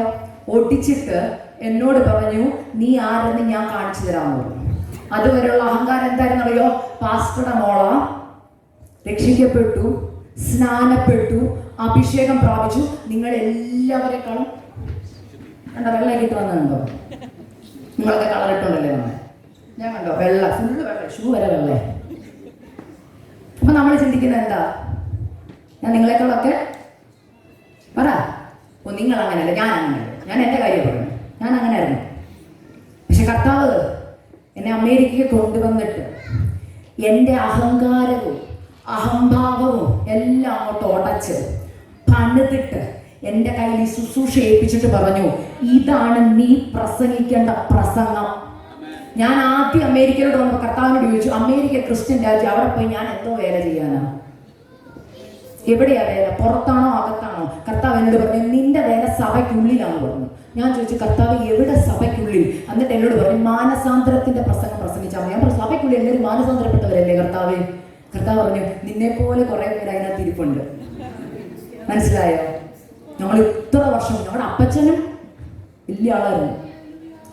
പ്രത്യേകിച്ച് IPC സ്പിരിറ്റ്, AG സ്പിരിറ്റ്, ഷാരോന്റെ സ്പിരിറ്റ്, ചർച്ച് ഓഫ് ഗോഡിന്റെ സ്പിരിറ്റ് ഒക്കെ ഇല്ലേ? ഞാൻ IPC-കാരിയായിരുന്നു. ഇപ്പൊ ദൈവസഭയുടെ അംഗം. പോകുന്നത് IPC-യിലാണെന്ന് പറഞ്ഞാലും സ്പിരിറ്റ് ഇല്ല. സ്പിരിറ്റൊക്കെ കർത്താവ് കളഞ്ഞു. മനസ്സിലായി? അപ്പൊ അവിടെ IPC-കാർക്ക് ചർച്ച് ഓഫ് ഗോഡുകാരെ കാണുമ്പോൾ എന്തുണ്ട്? നിങ്ങളുടെ കാര്യമല്ലെന്ന്. നിങ്ങൾ എന്തിനാ ഈ മുഖം കുത്തി നിർത്തിയിരിക്കുന്നത്? നിങ്ങളൊന്ന് ചിരിച്ചേ. ഞാൻ എൻ്റെ കാര്യമാണ് പറഞ്ഞത്, എൻ്റെ കാര്യം. ഈ സ്പിരിറ്റ് മാറിയില്ലെങ്കിൽ കർത്താവിന്റെ സ്പിരിറ്റ് വർക്ക് ചെയ്യത്തില്ല. നമ്മൾ വേറൊരു സ്പിരിറ്റിലാണ് വർക്ക് ചെയ്യുന്നത്. മനസ്സിലായോ? ഈ സ്പിരിറ്റ് ഒക്കെ ഇന്ന് ഒടിയണം. ഇന്ന് ഈ പകൽക്കാലം ഹല്ലേലൂയ. നിങ്ങൾ ആരാലാണ് നയിക്കപ്പെടുന്നതെന്നറിയോ? പരിശുദ്ധാത്മാവിനാണ് നയിക്കപ്പെടേണ്ടത്. IPC-യുടെ സ്പിരിറ്റ് അല്ല, ഷാലോന്റെ സ്പിരിറ്റ് അല്ല, ചർച്ച് ഓഫ് ഗോഡിന്റെ സ്പിരിറ്റും അല്ല. ആ സ്പിരിറ്റിൽ ഇരുന്ന ഇവിടെ ഇരിക്കും. കർത്താവിന്റെ സ്പിരിറ്റ് വന്നാലേ മേളോട്ട് പോകുന്നു. മനസ്സിലായോ? ഞാൻ പറയാം, എൻ്റെ ജീവിതത്തിൽ ഇല്ലാത്ത ഞാൻ പ്രസംഗിക്കത്തില്ല. എൻ്റെ ജീവിതത്തിൽ വന്നതാണ് ഞാൻ പ്രസംഗിക്കുന്നത്. എന്നോട് ചിലർ ചോദിക്കും, ചേച്ചി മെസ്സേജ് ഒക്കെ കൊടുക്കുന്നുണ്ടല്ലോ, എന്നാ യഥാർത്ഥ മാനസാന്തരം വന്നെന്ന്. ഞാൻ പറയും, 8 വർഷമായിട്ട് യഥാർത്ഥമായിട്ട് മാനസാന്തരപ്പെട്ടിട്ട്. ഇപ്പൊ 37 വയസ്സുണ്ട്. പക്ഷെ പാസ്റ്ററുടെ മോളായിരുന്നു. മനസ്സിലായോ? 10 വയസ്സുള്ളൊക്കെ രക്ഷിക്കപ്പെട്ടതോ, 11 വയസ്സുള്ളൊക്കെ സ്നാനപ്പെട്ടതോ, അഭിഷേകം പ്രാപിച്ചതോ, നന്നായിട്ട് അന്യഭാഷ പറയുമായിരുന്നു. ഞാൻ അനുഭവം പറയുമ്പോൾ നിങ്ങൾക്ക് മനസ്സിലാവും. ഞാൻ അമേരിക്കയിൽ വരുന്നത് വരെ എൻ്റെ പ്രാർത്ഥന വിഷയം, ഇപ്പം ആൻറ്റി പറഞ്ഞപ്പോൾ ഞാൻ ഒരു കാര്യം പറയാം. ആസാദി ചാനലിൽ എത്ര പേര് ഇതിനകത്ത് കാണുന്നുണ്ട്? എൻ്റെ ടെസ്റ്റിമണി കേട്ടവർ എത്ര പേരുണ്ട്? ഒന്ന് കൈ ഉയർത്താവോ? നിങ്ങളൊക്കെ കണ്ടത് ഏത് ടെസ്റ്റിമണിയാ? 1,94,000 പേര് കണ്ട ടെസ്റ്റിമണിയല്ലേ? എല്ലാം മറുപടിയും തന്ന ടെസ്റ്റിമണിയല്ലേ? അതിൻ്റെ സെക്കൻഡ് പാർട്ടുണ്ട്, ഞാൻ മാനസാന്തരപ്പെട്ട ടെസ്റ്റിമണി. അതിന് വെറും 13,000 പേരെ കണ്ടിട്ടുള്ളൂ. ഞാൻ ഉള്ള കാര്യം പറയുന്ന ദേവദാസന്മാരെ, നിങ്ങൾ പോയി നോക്കിക്കൂ. കർത്താവ് ചോദ്യങ്ങൾക്കൊക്കെ മറുപടി തന്നെന്ന് പറഞ്ഞ ഒരു ടെസ്റ്റിമണിയുണ്ട്, നിയമങ്ങളെ മാറ്റുന്ന ദൈവം. അതാ അതിന്റെ ടൈറ്റിൽ. 5 ദിവസം കൊണ്ട് 1 ലക്ഷം കഴിഞ്ഞു. ടെസ്റ്റിമണി അങ്ങ് കയറി, നമ്മൾ പറഞ്ഞാല് ഫേമസ് ആയി, സെലിബ്രിറ്റി ആയി. പക്ഷെ രണ്ടാമത്തെ ഒരു പാർട്ടുണ്ട്, അത് ആർക്കും വേണ്ട. ഏതാണെന്നറിയോ? അമേരിക്ക കൊണ്ടൊന്ന് മാനസാന്തരപ്പെടുത്തിയ ടെസ്റ്റിമണി. അത് 13,000 പേരെ കണ്ടിട്ടുള്ളൂ. ഇന്ന് ഞാൻ നിങ്ങളെ എൻകറേജ് ചെയ്യും, അത് പോയി ഒന്ന് കേൾക്കണേ. മറ്റേത് കാണണ്ട നിങ്ങൾ. മനസ്സിലായോ? അത് കാണുകയേ വേണ്ട. യു ആർ ഫോർ ജീസസ്, ആസാദിയുടെ യു ആർ ഫോർ ജീസസ് നടിച്ചു കൊടുത്തിട്ട് ഈ ടെസ്റ്റ് മണി ഒന്ന് കേൾക്കണം. അതിനകത്ത് ഞാൻ വിശദീകരിച്ച് പറഞ്ഞില്ല, ഇപ്പൊ അതിനൊന്നും സമയമില്ല. ഈ മെസ്സേജിലേക്ക് ഞാൻ പെട്ടെന്ന് കടക്കുകയാണ്. ഞാനിത് പറയാൻ കാരണം ഞാനും വിചാരിച്ചുകൊണ്ടിരുന്നത് ഞാൻ കർത്താവിന് വേണ്ടി ഫലം കഴിക്കുന്നുണ്ടെന്നായിരുന്നു. ഈ അത്തി ഞാനും വിചാരിച്ചു, ഞാൻ എന്നെ നട്ടു, നല്ലൊരു കുടുംബത്തിൽ നട്ടു, നല്ല സഭ, പപ്പ പാസ്റ്റർ, ഞാനങ്ങ് ഫലം കൊടുക്കുമെന്നാണ് വിചാരിച്ചുകൊണ്ടിരുന്നത്. പക്ഷെ എന്തോ ഫലമാണ് കർത്താവ് കാണിച്ചു തന്നപ്പോഴാണ് മനസ്സിലായത്, ആത്മാവിന്റെ ഫലമൊന്നും ഇല്ല. ഞാൻ പറയുമ്പോൾ വിഷമം തോന്നാം, സാരമില്ല. ഞാൻ പറയുന്നൊരു കാര്യമുണ്ട്, കർത്താവിന്റെ വചനം എന്ന് പറയുന്നത് ഇറ്റ്സ് എ സർജറി. മനസ്സിലായി? Truth is like a surgery, lie is like a pain killer. കേട്ടോ? Truth is like a surgery, lie is like a pain killer. നിങ്ങൾക്ക് ചൂസ് ചെയ്യാം, പെയിൻ കില്ലർ വേണോ സർജറി വേണോ. ചിലർ ഇന്നും പെയിൻ കില്ലർ വേണ്ടി നടക്കുക. എനിക്കിവിടെ വന്ന് നിങ്ങളെയൊക്കെ കൈകൊട്ടിക്കാനുള്ള മെസ്സേജ് അറിയാം. നിങ്ങളെ അനുഗ്രഹിക്കും, ബാലല്ല തലയാക്കും, UK വലിയ ആളാക്കും എന്നൊക്കെ പറഞ്ഞ് നിങ്ങൾ കൈയടിക്കും. പക്ഷെ എനിക്കൊരു കാര്യം വെച്ചാൽ, പണ്ട് എനിക്ക് അങ്ങനത്തെ മെസ്സേജ് കേൾക്കാനായിരുന്നു ഇഷ്ടം. മനസ്സിലായോ? തുടക്കത്തിലെ പാസ്റ്റർ മെസ്സേജിന്റെ വാക്യം വായിക്കുമ്പോൾ നമുക്ക് പാസ്റ്റർമാരുടെ പിള്ളേർക്ക് അറിയത്തില്ലയോ ഇത് ഏത് മെസ്സേജാണ് വരുന്നത്. യെശയ്യാവ് പ്രവാചകന്റെ പുസ്തകത്തിൽ നിന്നൊക്കെ വാക്യം വരുമ്പോൾ എന്തൊരു സന്തോഷം പറയും. ഓ, ഞാൻ എഴുതി വെക്കാൻ പേപ്പറൊക്കെ റെഡി, നിന്നെ വാലല്ല തലയാക്കും, എഴുതിയിടൂ. അതിന് മുമ്പ് മാനസാന്തരത്തിന്റെ പ്രസംഗം ആരെങ്കിലും പ്രസംഗിച്ചാൽ ഞാൻ പറയും, അത് എനിക്കുള്ളതല്ല, ആ ആന്റിക്കുള്ളതാണ്. ഞങ്ങൾ 4 പെൺപിള്ളേരായിരുന്നു. വീട്ടിൽ വന്നിട്ട് പിന്നെ അങ്ങോട്ടൊരു ചർച്ചയുണ്ട്. എന്താണെന്നറിയോ, ഇന്ന് പുള്ളിക്കാരിക്ക് കണക്കിന് കിട്ടിയിട്ടുണ്ട്, മാനസാന്തരപ്പെട്ടാൽ മതിയായിരുന്നു. അപ്പൊ എന്റെ മമ്മി ചോദിക്കും, നിനക്ക് വല്ലതും കിട്ടിയോ, നീ മാനസാന്തരപ്പെടണ്ടേ? മമ്മി, നമുക്ക് അങ്ങനത്തെ സ്വഭാവമൊന്നും ഇല്ല. മനസ്സിലായോ? അപ്പൊ ഞാൻ കുറെ നാൾ അങ്ങനെ ആയതുകൊണ്ട് എനിക്ക് അങ്ങനത്തെ സിംറ്റംസ് ഉള്ളവരെ കാണുമ്പോൾ പെട്ടെന്ന് മനസ്സിലാവും. മനസ്സിലായോ? നമുക്കൊരു രോഗം വന്ന് ശീലിച്ച് അതിനകത്തൊന്ന് വിടുതലൊക്കെ വന്നു കഴിഞ്ഞാൽ, ആരെങ്കിലും കോവിഡ് വന്ന എക്സ്പീരിയൻസ് ഉള്ളവരല്ലേ നമ്മൾ. ഇപ്പൊ എന്ത് സിംറ്റം വന്നാലും നമ്മൾ പറയും കോവിഡ് ടെസ്റ്റ് ചെയ്ത് നോക്കട്ടെ, അത് തന്നെ ഉറപ്പാ. എന്തുകൊണ്ടാണ്? നമുക്കത് എക്സ്പീരിയൻസ് ഉള്ളതുകൊണ്ടാണ്. അതുകൊണ്ട് എനിക്ക് നല്ല എക്സ്പീരിയൻസ്. ആരെങ്കിലും അവരുടെ വിഷയം പറഞ്ഞ് തുടക്കം വിടുമ്പോഴേ എനിക്കറിയാം എന്ത് സിംറ്റമാണിതെന്ന്. ദൈവം അതിനെ എന്നെ വിടുവിച്ചത്. അതുകൊണ്ട് ഞാൻ ആ മെസ്സേജാണ് പ്രസംഗിക്കുന്നത്. മനസ്സിലാവുന്നുണ്ടോ? അതുകൊണ്ട് വാഗ്ദത്തം ദൈവം ചെയ്തോളൂ, പക്ഷെ നമ്മൾ ചിലത് എഴുതണോ എന്ന്. തിരുത്തി എഴുതേണ്ടത് തിരുത്തി എഴുതണം. ആദ്യത്തെ പോയിന്റിലേക്ക് ഞാൻ കിടക്കാം. ഈ അത്തിവൃക്ഷത്തിന്റെ പ്രത്യേകത എന്താണെന്നറിയോ? മുന്തിരിത്തോട്ടത്തിൽ നട്ടേക്കുക, ഫലം കൊടുക്കണം. തോട്ടക്കാരൻ എന്നും ഇതിനെന്ത് കൊടുക്കുന്നുണ്ട്? നിങ്ങളുടെ ഭാഷയിൽ പറഞ്ഞ പാസ്റ്റർ എല്ലാ ഞായറാഴ്ച എന്ത് കൊടുക്കുന്നുണ്ട്? ബൈബിൾ സ്റ്റഡി കൊടുക്കുന്നുണ്ട്, വീട്ടിൽ വന്ന് സ്റ്റഡി കൊടുക്കുന്നവരുണ്ട്, ഫോണിൽ കൂടെ സൂം മീറ്റിംഗ് അറ്റൻഡ് ചെയ്യുന്നവരുണ്ട്. ഇന്ന് നമ്മളെപ്പോലെ പ്രസംഗം കേൾക്കുന്നവർ എത്ര പേരുണ്ട്? ഒരു ദിവസം എത്ര പ്രസംഗം? ഡ്രൈവ് ചെയ്ത് ജോലിക്ക് മുമ്പ് ഒരു പ്രസംഗം, തിരിച്ചു വരുമ്പോൾ ഒരു പ്രസംഗം, പിന്നെ വീട്ടിൽ കുക്ക് ചെയ്തുകൊണ്ടിരിക്കുമ്പോൾ ഒരു പ്രസംഗം, പിന്നെ കിടക്കുന്നതിന് മുമ്പ് ഒരു പ്രസംഗം, പിന്നെ സങ്കടം വന്ന വർഷിപ്പ്, എല്ലാം നമുക്കുണ്ട്. ക്വസ്റ്റ്യൻ ഇതാ, മാനസാന്തരപ്പെടുന്നുണ്ടോ? ഇല്ല. സിംറ്റം പറയുമ്പോൾ മനസ്സിലാവും. ആദ്യം ഈ വൃക്ഷം, ഇതിന് കുറ്റമൊന്നും ഉണ്ടായിട്ടില്ല. ഈ അത്തിവൃക്ഷം അവിടെ നിൽക്കുന്നത് നല്ല വൃക്ഷമായിട്ടാ അല്ലേ? നമ്മളിപ്പോ ചെടിയൊക്കെ നടും പറയാം, നല്ലതെന്ന് കണ്ടാ നട്ടത്. പക്ഷേ എന്തുകൊണ്ട് അത്തിക്ക് ഫലം കൊടുക്കാൻ പറ്റിയില്ല? അതാ ഞാൻ ഇന്ന് നിങ്ങളോട് സംസാരിക്കാനാണ്. ആദ്യത്തെ, അത്തിവൃക്ഷം കുറഞ്ഞത് 2 വട്ടമെങ്കിലും എന്ത് ചെയ്യണം? ഒരു വർഷം കായ്ക്കണം. പക്ഷെ അത് കായ്ച്ചിട്ടേ ഇല്ല. പക്ഷെ കാണാൻ എന്നാ ഭംഗിയാണെന്നറിയോ? നല്ല ഇലയുണ്ട്, നല്ല നീളമുണ്ട്, നല്ല ബ്രാഞ്ചസ് ഉണ്ട്. നമ്മളും ഇങ്ങനെ ഇപ്പൊ കാണാൻ എന്നാ മിടുക്കരാ നമ്മളെ, അല്ലേ? അല്ലേ? UK വന്നപ്പോ നമ്മൾ മാറിപ്പോയില്ലയോ? ഇല്ലേ? നാട്ടിലായിരുന്നപ്പോഴോ? പറ, ഞാൻ എൻ്റെ അവസ്ഥ പറയാം. നിങ്ങളൊക്കെ ചിലപ്പം ഉള്ളിടത്തായിരിക്കും ജനിച്ചത്. ഞാൻ ഒന്നും ഇല്ലാത്തടത്ത് ജനിച്ചത്. ഒന്നുമില്ല, വീടില്ല, വസ്തുവില്ല, വാടകയ്ക്കുള്ള വീട്ടിലാണ് താമസിച്ചു. ഓർമ്മലിക്കുന്ന വീട്ടിൽ നിന്നാണ് ഞാൻ വന്നത്. അന്ന് ഒരു തുണിയുള്ള മറ്റു ഉടുപ്പ്, അത് കരിമ്പം പിടിച്ചതും ഒക്കെ ആയിരുന്നു. അമേരിക്ക വന്നപ്പോൾ എന്ത് ചെയ്തു? ഇഷ്ടം പോലെ തുണിയായി, നമുക്ക് മാറ്റമൊക്കെ വന്നു തുടങ്ങി. നമ്മൾ ഇതിനെയൊക്കെ അനുഗ്രഹം എന്ന് പറയും, അല്ലേ? കർത്താവ് എന്നെ സാക്ഷ്യത്തിന് ഇപ്പൊ സമയം തന്നെ നമ്മൾ പറഞ്ഞ സാക്ഷ്യം, നിന്ദിച്ചവരുടെ മുമ്പിൽ പറ, ദുഷിച്ചവരുടെ മുമ്പിൽ കർത്താവ് എന്നെ മാനിച്ചു, കർത്താവ് എന്നെ അനുഗ്രഹിച്ചു. എന്താ ഈ അനുഗ്രഹം? ജോലി, മാസം സാലറി, പിന്നെ ഇന്ന് നാട്ടിൽ ചെന്ന ഒരു ഗമയൊക്കെ ഉണ്ട്, അല്ലേ? UK കാരിക, അല്ലേ? അത് ഭയങ്കര അനുഗ്രഹമായിട്ടല്ലേ കാണുന്നേ? ഞാൻ ചോദിക്കുന്ന ഒരു ചോദ്യം, കർത്താവ് നിങ്ങളെ നോക്കി എന്താ പറയുന്നത്? കർത്താവ് നിങ്ങളെ നോക്കി എന്താ പറയുന്നേ? കർത്താവ് നിങ്ങളെ ഭൂമി സൃഷ്ടിച്ചത് UK വന്ന് ഇവിടെ രാജ്യം സ്ഥാപിക്കാനല്ല, അങ്ങ് കൊണ്ടുപോകാനാണ്. അങ്ങ് കൊണ്ടുപോകണമെങ്കിൽ ചിലത് കൈ കാണണം. ദൈവം നമ്മളെ സ്ഥാനാധിപതികളാക്കി വെച്ചിരിക്കുന്നത് ഈ ദേശത്തോട് സുവിശേഷം പറയാനും നിങ്ങളുടെ ജീവിതം കൊണ്ട് കാണിച്ചു കൊടുക്കാനും. അല്ലാതെ UK US സ്ഥാനം വെച്ച് വീട് വെച്ച് കാറ് മേടിച്ച് തലമുറകളുമായി ഇവിടെ സ്ഥാപിക്കാനാണെങ്കിൽ ഞാൻ പറയാൻ പോകത്തില്ല. കർത്താവ് വന്ന ചിന്ത മൊത്തം എവിടെന്നറിയോ? അടുത്ത മാസത്തെ സാലറി വല്ലോ ഇൻക്രിമെന്റ് വരുമോ, ഹസ്ബൻഡിന് ബെറ്റർ ഒരു ജോലി കിട്ടുമോ, ഒരു വീട് മേടിക്കാൻ പറ്റുമോ, മോളെ ഏത് സ്കൂളിലാണ് വിടേണ്ടത്, മോളെ ആരെ കൊണ്ടാണ് കല്യാണം കഴിപ്പിക്കേണ്ടത്. ഇന്ന് നിങ്ങൾ ഡ്രൈവ് ചെയ്ത് വന്നപ്പോൾ നിങ്ങളുടെ ഉള്ളിലെ തോട്ട്സൊക്കെ എന്തായിരുന്നു? കർത്താവേ, ഇന്ന് ആ ദേവദാസി കൂടെ എൻ്റെ കൊച്ചിനെ കുറിച്ച് എന്തെങ്കിലും ഒരു ആലോചന പറയണേ, എൻ്റെ ജോലി വല്ല മാറ്റം വരുമെന്ന് പറയണേ.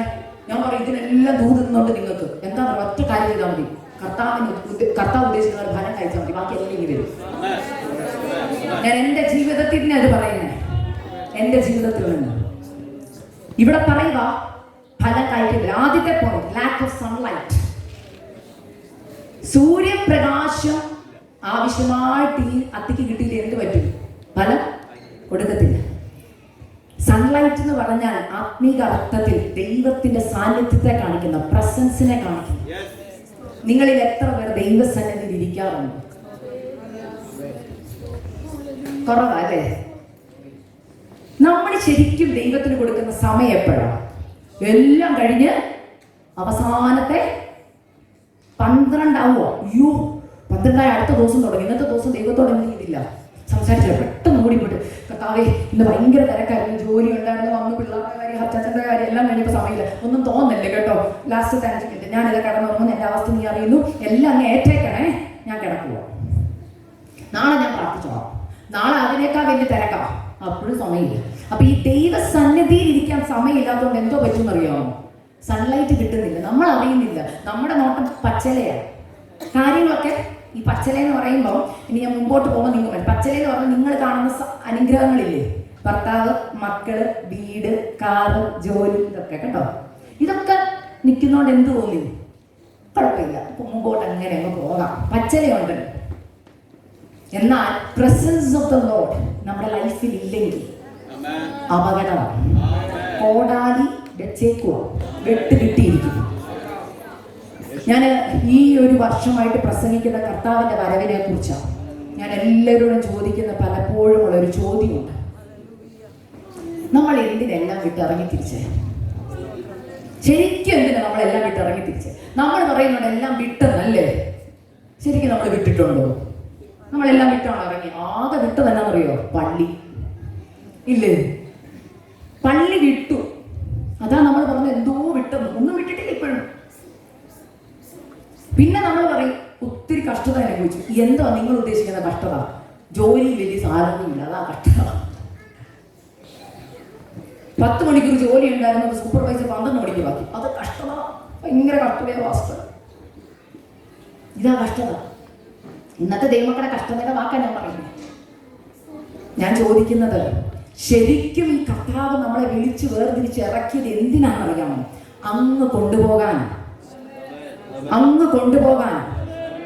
പക്ഷെ ഞാൻ ചോദിക്കുന്നത്, ഇന്ന് ഈ മീറ്റിംഗ് ഇരിക്കുന്ന ഓരോ വ്യക്തികളോട് പരിശുദ്ധാത്മാവ് ചോദിക്കുക, ഈ ഒരാഴ്ചയിൽ, ഇന്ന് ശനിയാഴ്ചയാണ്, കർത്താവിന്റെ വരവിനെ കുറിച്ച് ഒരു വട്ടമെങ്കിലും ആരുടെയും പ്രസംഗം കേൾക്കാതെ ചിന്തിച്ചവർ എത്ര പേരുണ്ട്? വരലെന്നുള്ളൊരു. പക്ഷേ നിങ്ങളുടെ ജോലിയെ കുറിച്ച് നിങ്ങൾ ചിന്തിച്ചു, അടുത്ത വർഷത്തേക്കിനുള്ള പ്ലാനുകൾ നിങ്ങൾ ചെയ്തു. കാരണം എന്താണെന്നറിയോ? പോകാൻ താല്പര്യമില്ല. ഈ ബൈബിൾ പഴയ നിയമത്തിൽ ഇതുപോലെ ഒരു കൂട്ടരുണ്ടായിരുന്നു. ഇസ്രായേൽ മക്കളിലെ രൂപയും ഗോത്രക്കാരെ കുറിച്ച് നമുക്കറിയാമല്ലോ. ഇവരൊരിക്കൽ വന്ന് മോശയോട് ഒരു വാക്ക് പറയുന്നുണ്ട്, ഞങ്ങൾ ഈ യോർദാന്റെ അക്കരെ എന്ത് ചെയ്തോളാം, താമസിച്ചോളാം. എന്താണെന്നറിയാമോ? അക്കരയിലോട്ട് ഭയങ്കര ബുദ്ധിമുട്ടാണ്. കാരണം ഇവിടെ ഞങ്ങളെ ദൈവം എന്ത് ചെയ്തു? അനുഗ്രഹിച്ചു. എന്തൊക്കെ അനുഗ്രഹം? ആടുമാടുണ്ട്, മക്കളുണ്ട്, ഇനി ഇതെല്ലാം കൂടെ കെട്ടിപ്പെറുക്കി ഒരു യാത്ര. മക്കളെ, പക്ഷെ കനാന, അവിടെ നമുക്ക് പോകണ്ടേ? കനാനേക്കാൾ നല്ലത് ഏതാ? UK, അമേരിക്കയൊക്കെ. ഒരു സ്വർഗത്തിലല്ലേ നമ്മൾ വന്നേക്കുന്നേ. കനാലിൽ എന്താ ഉള്ളത്? പാലും തേനും. ഓ, അമേരിക്കയിൽ എത്ര വെറൈറ്റി പാലാ, UK എത്ര വെറൈറ്റി ആപ്പിളാ ഇല്ലേ? നാട്ടിൽ ആ ഒറ്റ കളറുള്ള ആപ്പിളെ ഞാൻ കണ്ടിട്ടുള്ളൂ. അമേരിക്കയിൽ ചെന്നപ്പോൾ നാട്ടിൽ പല കളറുള്ള ആപ്പിളും. ഒരു തക്കാളിക്കേ ഉള്ളായിരുന്നു. അമേരിക്കയിലും UK ഒക്കെ എത്ര കളർ തക്കാളിയാ. നമുക്ക് ഏതാ ഇപ്പൊ ഏറ്റവും ഇഷ്ടം? കേരളത്തിൽ ഇപ്പൊ നിൽക്കാൻ പറഞ്ഞാൽ നിങ്ങൾക്ക് ആർക്കെങ്കിലും ഇഷ്ടമാണോ? ഒരാഴ്ച കഴിഞ്ഞാൽ പറയൂ എനിക്ക് നമ്മുടെ UK ആയിരുന്നു നല്ലത്, അവിടെ നല്ല തണുപ്പായിരുന്നു, ഇവിടുത്തെ ചൂടൊന്നും ഞങ്ങൾക്ക് സഹിക്കാൻ വയ്യ. ഇതുപോലെ സ്വർഗത്തിൽ പോകണം എന്നൊക്കെ ആഗ്രഹമുണ്ട്. പക്ഷേ ഉണ്ടല്ലോ, ഇവിടത്തെ കാര്യമൊക്കെ കഴിഞ്ഞിട്ട് പോവാം. കഴിഞ്ഞിടയ്ക്ക് ഒരു ആന്റിയോട് ഞാൻ പറഞ്ഞു, ആന്റി കർത്താവിന്റെ വരവിന് വേണ്ടി ഒരുങ്ങണം. അപ്പൊ ആന്റി പറയുക, മോളെ എന്റെ മോന്റെ കല്യാണം കഴിഞ്ഞിട്ട് കർത്താവ് വരാൻ പ്രാർത്ഥിക്കണേ. ഞാനിത് പറഞ്ഞു, നമ്മളെല്ലാം ചിരിച്ചില്ലേ? ഞാൻ തുറന്നു പറയാം പാസ്റ്ററെ, അങ്ങനെ പ്രാർത്ഥിക്കുന്ന ഒരു ഇതിനകത്തുണ്ട്. കർത്താവ് എൻ്റെ വീടിന്റെ പണി ഒന്ന് കഴിഞ്ഞ് പാലുകാച്ചൽ കഴിഞ്ഞിട്ട് കർത്താവ് നീ വരാവോ. എൻ്റെ മോൾ ഒരു കര പറ്റിയിട്ട് ഒരു ഡോക്ടറായിട്ട് കർത്താവ് എന്ന് വരാവുള്ള. എൻ്റെ കഷ്ടതയൊന്ന് മാറി ഒരു ദിവസമെങ്കിലും സന്തോഷത്തോടെ ഈ ഭൂമി ജീവിച്ചിട്ടേ കർത്താവ് വരാവുള്ളൂ. എൻ്റെ പ്രാർത്ഥനയ്ക്ക് മറുപടി കിട്ടിയിട്ടേ കർത്താവ് വരാവുള്ളൂ. ഞാൻ പറയാം, അങ്ങനെ ചിന്തിക്കുന്ന ആരെങ്കിലും എന്നല്ല, ഇതിനകത്തുണ്ടെന്ന് പരിശുദ്ധാത്മാവ് എന്നോട് പറഞ്ഞത് കൊണ്ട് ഞാൻ പറയുക. ചിന്തിക്കുന്നുണ്ട്, ഓർത്തോ, കർത്താവ് ഇന്ന് വന്നാൽ നിങ്ങൾ പോകത്തില്ല. കർത്താവ് ആരെ കൊണ്ടുവരാൻ വരുന്നതെന്ന് അറിയാമോ? തന്റെ മണവാട്ടിയെ. ഞാൻ UK തന്നെ നടത്തിയ ഒരു സൂം മീറ്റിങ്ങില്, നിങ്ങളുടെ ചർച്ച അല്ല, വേറൊരു ചർച്ച, ഒരു സൂം മീറ്റിംഗ്, ഞാൻ ഒരു ക്വസ്റ്റ്യൻ ചോദിച്ചു ഒരു ദിവസം. കർത്താവ് ആരായിട്ടാണ് മടങ്ങി വരുന്നതെന്ന് ചോദിച്ചു. കൂടുതൽ ബന്ധുക്കോസാര് പറഞ്ഞ പിതാവായിട്ടാണ് കടന്നു വരുന്നത്, അപ്പനായിട്ടാണ് കടന്നു വരുന്നത്. അപ്പനായിട്ടാണ് കടന്നു വരുന്നെങ്കിൽ ഞാൻ പറയാം, റോളാണ് ഞാൻ ചോദിച്ചത്. ഇപ്പൊ എക്സാമ്പിൾ നിങ്ങൾക്ക് പെട്ടെന്ന് പറഞ്ഞാൽ ഞാൻ പറഞ്ഞുതരാം. ഇപ്പോൾ ഞാൻ നിങ്ങളുടെ മുമ്പിൽ നിൽക്കുന്നത് ആരായിട്ടാ? പ്രീച്ചറായിട്ടാ അല്ലേ, അല്ലെങ്കിൽ ഒരു മെസ്സഞ്ചറായിട്ടാ. എൻ്റെ വീട്ടിൽ ഞാൻ ചെല്ലുമ്പോൾ റോള് മാറും, വൈഫ്, പിന്നെ അമ്മ. എൻ്റെ പേരൻസിന്റെ വീട്ടിൽ ചെല്ലുമ്പോൾ ഞാൻ മകളായി മാറും, എൻ്റെ റോള് മാറുമോ? ഞാൻ ഇതേ ക്വസ്റ്റ്യൻ നിങ്ങളോട്, കർത്താവ് ആരായിട്ടാണ് വരുന്നത്? മണവാളനായിട്ടാണ് വരുന്നത്. പാസ്റ്റർ, ഇത് ആർക്കും അറിയത്തില്ല. ഇപ്പൊ ഇരിക്കുന്നവരുടെ അതിശയം വിട്ടവരുണ്ട്. മണവാളനായിട്ടാണ് വരുന്നത്. യെസ്, മണവാളനായിട്ടാണ് വരുന്നത്. അതിനൊരു പ്രത്യേകതയുണ്ട്. എന്താണെന്ന് ഞാൻ പറഞ്ഞുതരാം, വിശദീകരിച്ച് പറഞ്ഞുതരാം. അപ്പനായിട്ടാണ് വരുന്നതെങ്കിൽ ചോയ്സ് ഉണ്ട്. എങ്ങനെയാന്ന് ഞാൻ ഇതായിട്ട് പറയുന്നില്ല, വചനം മാറ്റിയൊന്നും അല്ല പറയുന്നത്. എനിക്ക് നല്ല വ്യക്തതയുണ്ട്. എന്താ പറഞ്ഞാൽ നിങ്ങൾക്ക് മനസ്സിലാവാൻ വേണ്ടിയാണ് പറഞ്ഞു തരുന്നത്. എനിക്ക് 2 കുഞ്ഞുങ്ങളുണ്ട്, 3 കുഞ്ഞുങ്ങൾ. പക്ഷെ 2 കുഞ്ഞുങ്ങൾ ഇച്ചിരി പ്രായമായിട്ട് ഞാൻ പറയാം. ഞാൻ അവരോട് പറയുന്ന ഒരു കാര്യം, മോളെ മമ്മ പോയിട്ട് വരുമ്പോൾ ഇതൊക്കെ നിങ്ങളുടെ ടോയ്സ് ഒക്കെ ക്ലീൻ ചെയ്തിട്ട് മമ്മി പാർക്കി കൊണ്ടുപോകാന്ന് പറയും. ഒരു അസൈൻമെന്റ് കൊടുത്തിട്ടാണ് വരുന്നത്. അടി പിടിക്കരുത്, തമ്മിൽ വഴക്ക് പിടിക്കരുത്, മിടുക്കരായിട്ടിരുന്ന മമ്മി വരുമ്പോൾ നിങ്ങളെ പാർക്കി കൊണ്ടുപോകാം. ഇത് കേൾക്കുന്ന കുഞ്ഞുങ്ങൾ ചെയ്യും. ഒരാൾ നല്ലതായിട്ട് അനുസരിക്കും, ഒരാൾ എന്ത് ചെയ്യത്തില്ല. ഓ, മമ്മിയല്ലേ പിന്നെ വരത്തുള്ളൂ, അതൊക്കെ ചെയ്യാം, പിന്നെ ചെയ്യാം, നാളെ ചെയ്യാം, മമ്മിയുടെ അടുത്ത് കരഞ്ഞു കാണിച്ച മമ്മിയുണ്ട്, ഇങ്ങനെ പറയുന്നത്. അപ്പൊ ഞാൻ വരുമ്പോൾ ഒരാൾ നല്ല വൃത്തിക്ക് എല്ലാം ചെയ്തിരുന്നു, മറ്റേ ആൾ കുഴപ്പം ചെയ്യത്തില്ല. പക്ഷെ ഞാൻ പാർക്കി കൊണ്ടുപോകുമ്പോൾ ഒരാളെ വീട്ടിൽ തന്നെ ഇട്ടിട്ട് മറ്റേ ആളെ കൊണ്ടുപോകും. നാളെ ചെയ്യുമല്ലോ അല്ലേ? ചെയ്യും, അന്ന് മമ്മ കൊണ്ടുപോകും. കാരണം എന്താ പറയുക, നമുക്കൊരു മനസ്സിലുണ്ട്. പക്ഷെ മണവാളനായിട്ടാണ് വരുന്നതെന്ന് പറയുന്നതിന്റെ പ്രത്യേകത ഞാൻ പറയാം. ഇവിടെ ഇരിക്കുന്ന മിക്കവരും കല്യാണം കഴിച്ചവരാണല്ലോ അല്ലേ? ഈ എൻഗേജ്മെന്റ് കഴിഞ്ഞിട്ട് നിങ്ങൾ ഭർത്താക്കന്മാരായിട്ട് സംസാരിച്ചിട്ടുണ്ടെങ്കിൽ, ഒരു ഗ്യാപ്പ് ഒക്കെ ഉണ്ടെങ്കിൽ, ഒരാഴ്ച ആയിക്കോട്ടെ, എനിക്ക് ആകെ 5 ദിവസം കിട്ടുള്ളൂ. 5 ദിവസം പോലും ഇല്ലായിരുന്നു. ഞങ്ങളുടെ തലേന്ന് എൻഗേജ്മെന്റ്, പിറ്റേ ദിവസം കല്യാണം വരെ പെട്ടെന്ന് നടന്ന കല്യാണമോ, അതുകൊണ്ട് സമയമൊന്നും കിട്ടി. ഞങ്ങൾ സംസാരിച്ചിട്ട് പോലും ഇല്ല. മനസ്സിലായോ? ഇപ്പൊ സംസാരിച്ചവർക്കറിയാം. ഈ സംസാരിക്കുന്ന സമയത്ത് ഈ അച്ചാച്ചന്മാർ ആദ്യം പറയുന്ന കറകാരുണ്ട്, എനിക്ക് ഇങ്ങനെ ഇടുന്ന ഇഷ്ടമല്ലോ, ഇന്ന ഡ്രസ്സ് ഇടുന്ന ഇഷ്ടമല്ലോ, എനിക്ക് ഇങ്ങനെ ചെയ്യുന്ന ഇഷ്ടമല്ലോ കേട്ടോ. കുറെ ഇഷ്ടക്കേടുകൾ ആദ്യം പറയും. എന്നിട്ട് പറയും ഇങ്ങനെയൊക്കെ ചെയ്യണമെന്നും പറയും. ചിലപ്പോൾ അച്ചാച്ചൻ വിദേശത്തായിരിക്കും, നിങ്ങൾ നാട്ടിലായിരിക്കും. ഞാൻ വരുന്ന സമയത്ത് ഇങ്ങനെയുള്ളൊരു പെണ്ണിനെയാണ്, എൻ്റെ കോൺസെപ്റ്റിലുള്ള പെണ്ണ് ഇങ്ങനെയാണ്, ഇങ്ങനെയൊക്കെ ഇഷ്ടം എന്നൊക്കെ പറഞ്ഞിരിക്കുന്നത്. അച്ചാച്ചന് ഇഷ്ടമില്ലാത്ത കാര്യങ്ങൾ നിങ്ങൾ ചെയ്തുകൊണ്ടിരിക്കുവാന്നിരിക്കട്ടെ. നിങ്ങൾക്ക് അച്ചാച്ചന് ഇഷ്ടമില്ലാത്തത് ചെയ്തുകൊണ്ടിരിക്കുന്നു. അച്ചാച്ചൻ കല്യാണത്തിന് വരുന്ന സമയത്ത് കേൾക്കുക, താൻ പറഞ്ഞതുപോലെ അല്ല പെണ്ണ് നടക്കുന്നത്, വേണ്ടാത്ത ഫ്രണ്ട്ഷിപ്പ് ഉണ്ട്, വേണ്ടാത്ത ബന്ധങ്ങളുണ്ടെന്നൊക്കെ അറിഞ്ഞാൽ അപ്പനല്ല അമ്മയല്ല ആര് പറഞ്ഞാൽ ആ ചെറുക്കൻ ആ പെണ്ണിനെ കല്യാണം കഴിക്കും. നിങ്ങൾ കല്യാണം കഴിക്കുമോ? എന്തുകൊണ്ട് കഴിക്കത്തില്ലെന്ന് എന്താ? ഞാൻ ഓർത്തിട്ടുണ്ട്, ഈ എൻഗേജ്മെന്റിലും പാസ്റ്റർമാർ നമ്മുടെ അച്ഛന്മാർ ചോദിക്കും സമ്മതമാണോ എന്ന് ചോദിക്കും അല്ലേ? പള്ളിയിൽ കണ്ടിട്ടുണ്ടോ ഈ വലത്ത് ഭാഗത്ത് നിൽക്കുന്ന സ്ത്രീയെ വിവാഹം കഴിക്കാൻ സമ്മതമാണോ ചോദിക്കും. കല്യാണത്തിന് കഴിയുമ്പോൾ വീട്ടിൽ ചോദിക്കും. ഞാൻ ഓർത്തിട്ടുണ്ട്, ഇവരെങ്ങനെ ഇത്താൻ സമ്മതമായതല്ലേ ഇവിടെ വന്ന് നിൽക്കുന്നേ, പിന്നെ എന്തിനാ ചോദിക്കുന്നത്? എന്താണെന്നറിയാമോ? താലി കെട്ടുന്നതിന് മുമ്പ് അല്ലെങ്കിൽ കല്യാണത്തിന് ഉഭയസമ്മതം കൊടുക്കുന്നതിന് മുമ്പ് വരെ പിന്മാറാൻ എന്തുണ്ട്? ഒരു വരനും വധുവിനും അവകാശമുണ്ട്. വരം പറയാൻ എനിക്ക് ഈ പെണ്ണിനെ വേണ്ടെന്ന് പറഞ്ഞാൽ അപ്പനല്ല അമ്മയല്ല സമൂഹം മൊത്തം വന്നിട്ട് മോനെ അങ്ങനെ പറയല്ലേ, ഉണ്ടാക്കി വെച്ച ബിരിയാണി വേസ്റ്റ് ആവുമെന്ന് പറഞ്ഞാൽ ചെറുക്ക സമ്മതിക്കുമോ? ചെറുക്ക പറയുന്ന ഒരു കാര്യമുണ്ട്, ഇത് ജീവിതം മുഴുവൻ കൊണ്ട് നടക്കേണ്ട ഒരു ബന്ധമാ. ഞാൻ പറഞ്ഞതുപോലെ അല്ല ഈ പെണ്ണ് ജീവിച്ചത്, എനിക്ക് ഈ പെണ്ണ് വേണ്ട എന്ന് പറഞ്ഞാൽ തീരാനുള്ളതേ ഉള്ളൂ. ഇതുപോലെ കർത്താവ് വരുന്ന മണവാളനായിട്ടാണ്. മണവാളന് തന്റെ മണവാട്ടിയെ കുറിച്ചൊരു കോൺസെപ്റ്റ് ഉണ്ട്. അത് ഈ വിശുദ്ധ ബൈബിളിൽ എഴുതിയിട്ടുണ്ട്. വിശുദ്ധിയില്ലാതെ വേർപാടില്ലാതെ നിങ്ങൾക്ക് തോന്നിയതുപോലെ ജീവിച്ചിട്ട് മണവാളനെ എന്നെ എടുക്കാൻ പറഞ്ഞ മണവാളൻ പറയും എനിക്ക് നിന്നെ അറിയത്തില്ല. പലർക്കും ഇതിന്റെ സീരിയസ്നെസ് അറിയത്തില്ല. ഞാൻ തുറന്നു പറയാം, ഞാൻ അനേകരോട് വചനം വാട്സപ്പ് വഴി സംസാരിക്കുമ്പോൾ പലരും എന്നോട് പറഞ്ഞ കാര്യം, സിസ്റ്റർ ഞാൻ സ്നാനപ്പെട്ടു. എന്തിനാ സ്നാനപ്പെട്ടെന്ന് ഞാൻ ആദ്യം ചോദിക്കും. പറയുന്ന കാര്യം, സ്നാനപ്പെട്ടില്ല സ്വർഗത്തിൽ പോകത്തില്ലെന്ന് ഞങ്ങളോട് പറഞ്ഞു. പലരും മേടിച്ചിട്ട് സ്നാനപ്പെടുന്നു. എന്തിനാ? സ്നാനപ്പെട്ട എവിടെ പോകും? സ്വർഗത്തിൽ പോകും. ശരിക്കും സ്നാനപ്പെട്ടപ്പോൾ എന്താ നടന്നത്? പുറത്തൊന്നും നനഞ്ഞു, അകത്തൊരു നനവും വന്നിട്ടില്ല. പഴയ തന്നെ, മാറ്റമൊന്നും വന്നിട്ടില്ല. നമ്മുടെ വിശുദ്ധ ബൈബിളിൽ ഇങ്ങനെ ഒരു വാക്യമുണ്ട്, നമ്മളെ തന്നെ എന്ത് ചെയ്യണം? മരിപ്പിക്കണോ അല്ലേ? പക്ഷെ കഴിഞ്ഞ പ്രാവശ്യം ഫെയ്ത്ത് പ്ലസ് പാസ് ഞങ്ങളുടെ ചർച്ച വന്നപ്പോൾ ഒരു വാക്ക് പറഞ്ഞു, എന്നെ ഒത്തിരി ചിന്തിപ്പിച്ചു. നമ്മളാരും മരിപ്പിക്കത്തില്ല, മരവിപ്പിക്കുക. ഇവിടെയൊക്കെ നേഴ്സുമാരല്ലേ? മരവിപ്പിക്കുന്നവരുടെ പ്രത്യേകത എന്നാ? ഈ മരവിപ്പിക്കുന്നവരാണ് ദേഷ്യം വരുമ്പോൾ പറയുന്നത്, എൻ്റെ പഴയ സ്വഭാവം എന്നെ കൊണ്ട്. അതിൻ്റെ അർത്ഥം എന്നാ? മരവിപ്പിച്ചിട്ടേക്കോ, പക്ഷെ വേണ്ടി വന്ന എനിക്ക് തൂത്ത് പറക്കി എടുക്കാം. മനസ്സിലാവുന്നുണ്ടോ? മരവിപ്പിച്ച് കിടക്കുമ്പോൾ ഭയക്കണം. കാരണം മരവിപ്പ് മാറിയ ആള് റിയൽ സ്വഭാവത്തിലേക്ക് വരും. ക്രിസ്തു യഥാർത്ഥമായി നിങ്ങളുടെ ജീവിതത്തിൽ ജനിച്ചാൽ, നിങ്ങൾ ഫലം കായ്ക്കുന്നവരാണെങ്കിൽ, നിങ്ങൾ ക്രിസ്തുവിന്റെ ഇഷ്ടത്തിനൊത്ത ഫലം നിങ്ങൾ കായ്ച്ചിരിക്കും. നമുക്കിഷ്ടമുള്ള ഫലമല്ല, വചനത്തിന്റെ വ്യവസ്ഥ പ്രകാരമുള്ള ഫലം. ഞാൻ തുറന്നു പറയുക, കർത്താവ് വരുമ്പോ ഉയർത്തെഴുന്നേൽക്കാൻ നിങ്ങൾ റെഡിയാണെങ്കിൽ ഞാൻ പറയുക, ഇന്ന് മാനസാന്തരപ്പെട്ടോണം. ഇല്ലെങ്കിൽ അപകടത്തിലാണ്. ഞാൻ തുറന്നു പറയാൻ കാരണം, ഞാൻ ഇന്നലെ രാത്രി പ്രാർത്ഥിച്ചു. ഞാൻ ഇന്നലെ ഒത്തിരി ലേറ്റായിട്ടാണ് കിടന്നത്, എനിക്ക് ഉറങ്ങാൻ പറ്റുന്നില്ല. വീണ്ടും വീണ്ടും ഞാൻ പ്രാർത്ഥിച്ചപ്പോൾ കർത്താവിനോട് പറയാം, ഒരാണ്ടും കൂടെ ഞാൻ കാക്കും, ഒരാണ്ടും കൂടെ ഞാൻ കാക്കും, ഒരാണ്ടും കൂടെ ഞാൻ കാക്കും. ഇത് ഞാൻ വെറുതെ ചുമ്മാ പറയുന്നതല്ല, ഭയത്തോടെയാ പറയുന്നത്, ആത്മാവിന്റെ ശക്തിയിലാണ് ഞാൻ പറയുന്നത്. ഒരാണ്ടും കൂടെ കർത്താവ് കാത്തു നിൽക്കുകയാ ഫലം കായ്ക്കാൻ. കാരണം കർത്താവ് വാതുക്കെ നിൽക്കുകയാ.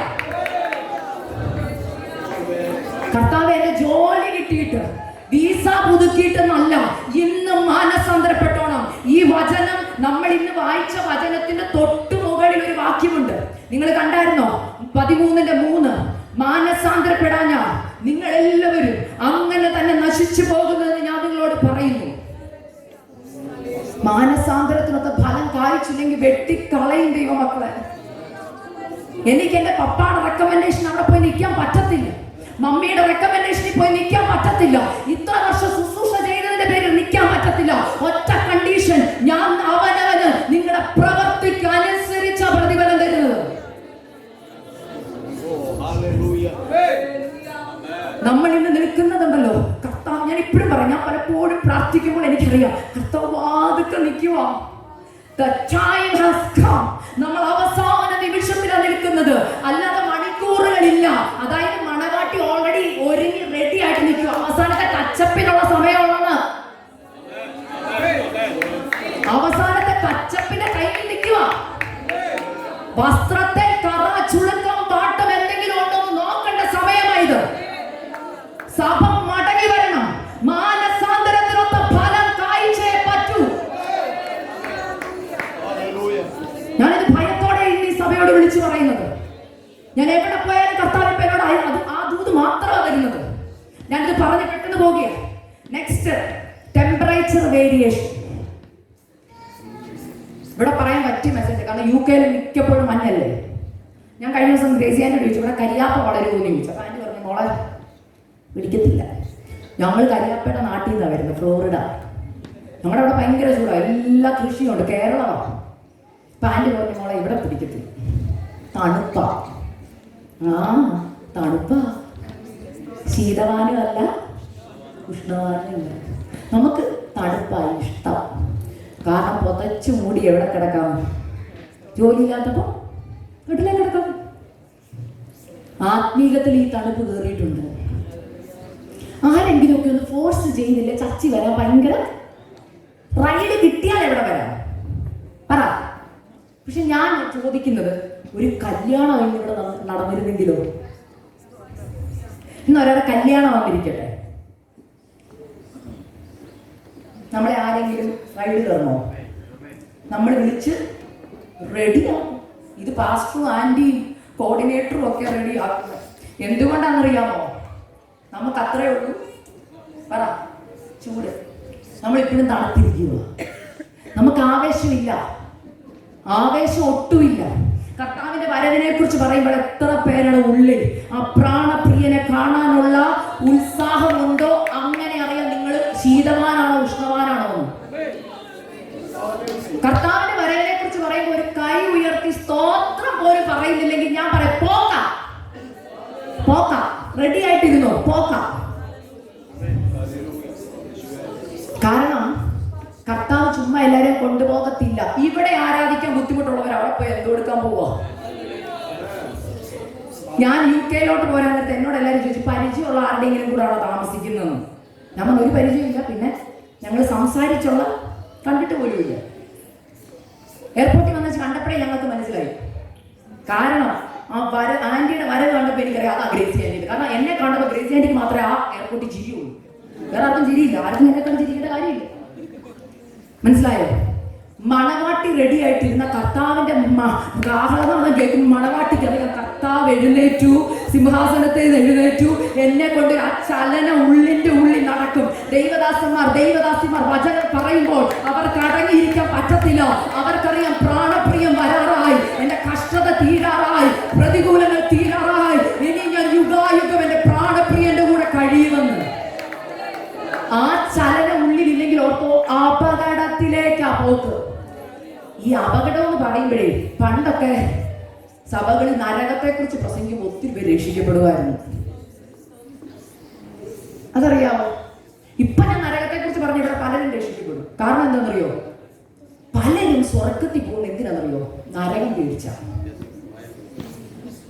സത്യസന്ധമായിട്ട് നിങ്ങൾ നിങ്ങളുടെ ഹൃദയത്തിലൂടെ കൈ വെച്ചിട്ട് ചോദിച്ചു, ശരിക്കും ഞാൻ എന്തിനാ കർത്താവിന്റെ വരവിനെ കുറിച്ച് ഒരുങ്ങുന്നത്? അയ്യോ, നരകത്തിൽ പോകാൻ പേടിച്ചിട്ടാ. കാരണം അവിടെ എന്തുണ്ട്?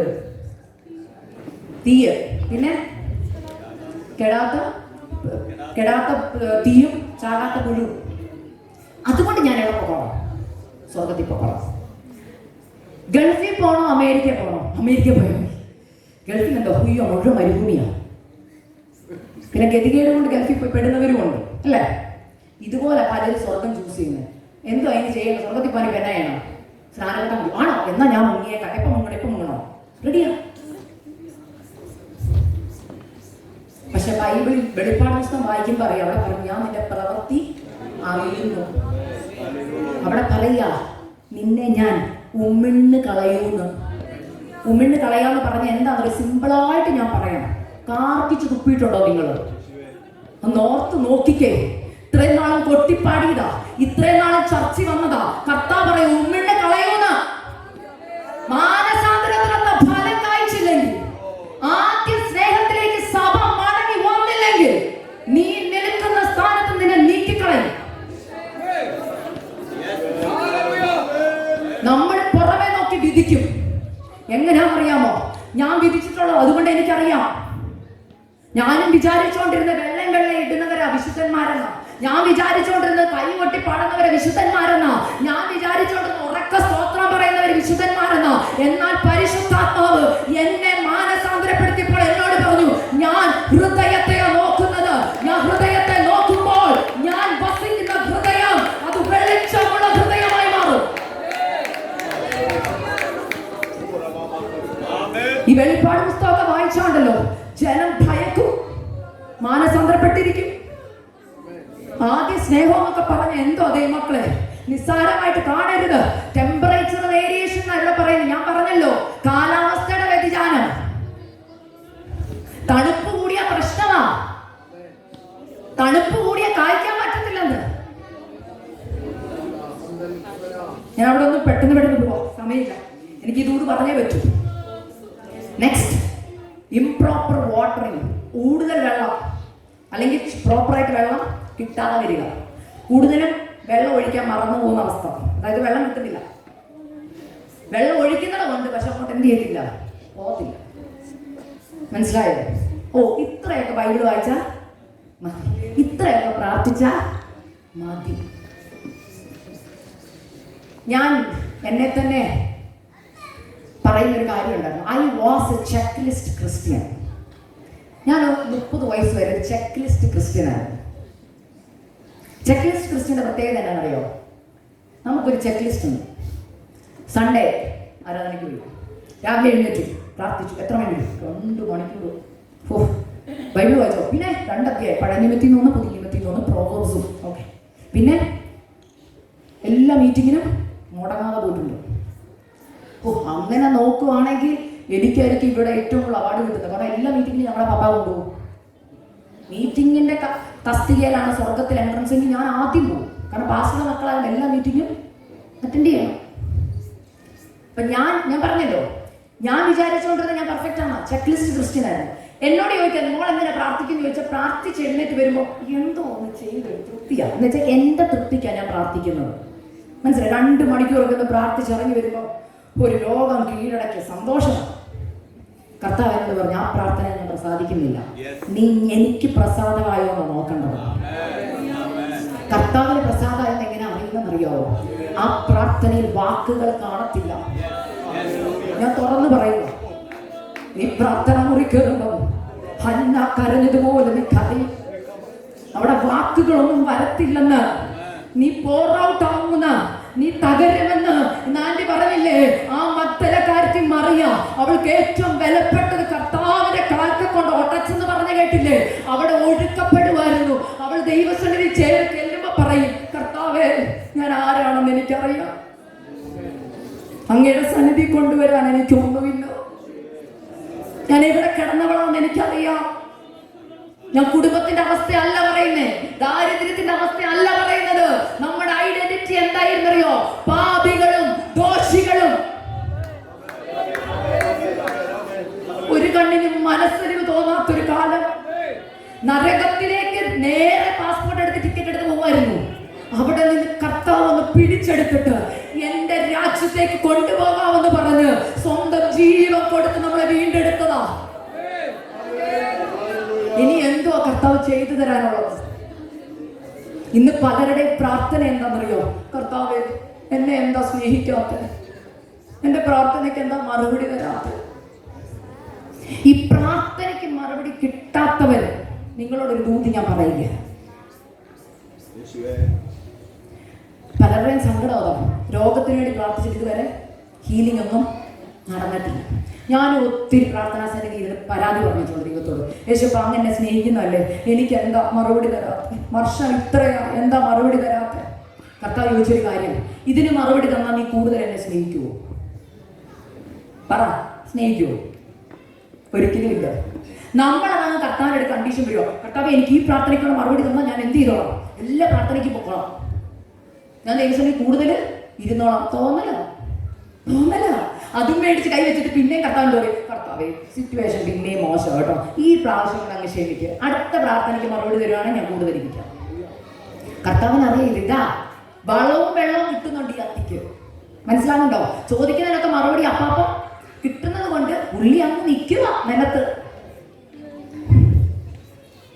പക്ഷേ ഒരു സമയം വരുന്നുണ്ട്, ഈ പ്രാർത്ഥനയ്ക്ക് മറുപടി കിട്ടും. നിങ്ങളൊരു ട്രൂ ക്രിസ്ത്യൻ ആണോ ചെക്ക് ലിസ്റ്റ് ക്രിസ്ത്യൻ ആണോ അറിയാൻ ഒറ്റ വഴി ഞാൻ പറഞ്ഞുതരാം. യഥാർത്ഥമായി കർത്താവിനെ അറിഞ്ഞ് മാനസാന്തരപ്പെട്ട് കർത്താവിന്റെ വഴി നടക്കുന്നവർക്ക് എല്ലാ പ്രാർത്ഥനയ്ക്കും കർത്താവ് മറുപടി തരത്തില്ല. ഞാൻ ഇത്രയും വർഷം എബ്രായ ലേഖനം വായിച്ചിട്ട് കണ്ടിട്ടുണ്ടാവാം, വായിച്ചിട്ടുണ്ടാവാം, എന്നാൽ എൻ്റെ ഹൃദയത്തെ ആകമാനം ചലിപ്പിച്ച, ഞാൻ ഒത്തിരി പ്രസംഗിച്ചിട്ടുണ്ട്, പക്ഷേ എന്നെ ചലിപ്പിച്ച ഒരു വാക്യം ഞാൻ നിങ്ങളെ ഒന്ന് വായിച്ചു കേൾപ്പിക്കാം. എബ്രായ ലേഖനം എബ്രായ എന്ന് പറയുമ്പോഴേ നമ്മുടെ എങ്ങോട്ട് ആദ്യം പോകുന്നത്? 11. കാരണം നമുക്ക് ഏറ്റവും ഇഷ്ടം ആരെയാ? വിശ്വാസ വീരന്മാർ. ഓ, എന്നാ സന്തോഷമോ! വിശ്വാസ വീരന്മാരുടെ കാര്യം പറയാൻ നമുക്ക് ഇഷ്ടമാ. വിശ്വാസത്താൽ അല്ലേ, അത് കിട്ടി, ഇത് കിട്ടി, അങ്ങനെ കിട്ടി, ഇങ്ങനെ കിട്ടി, ഭയങ്കര നിരത്തുവോ.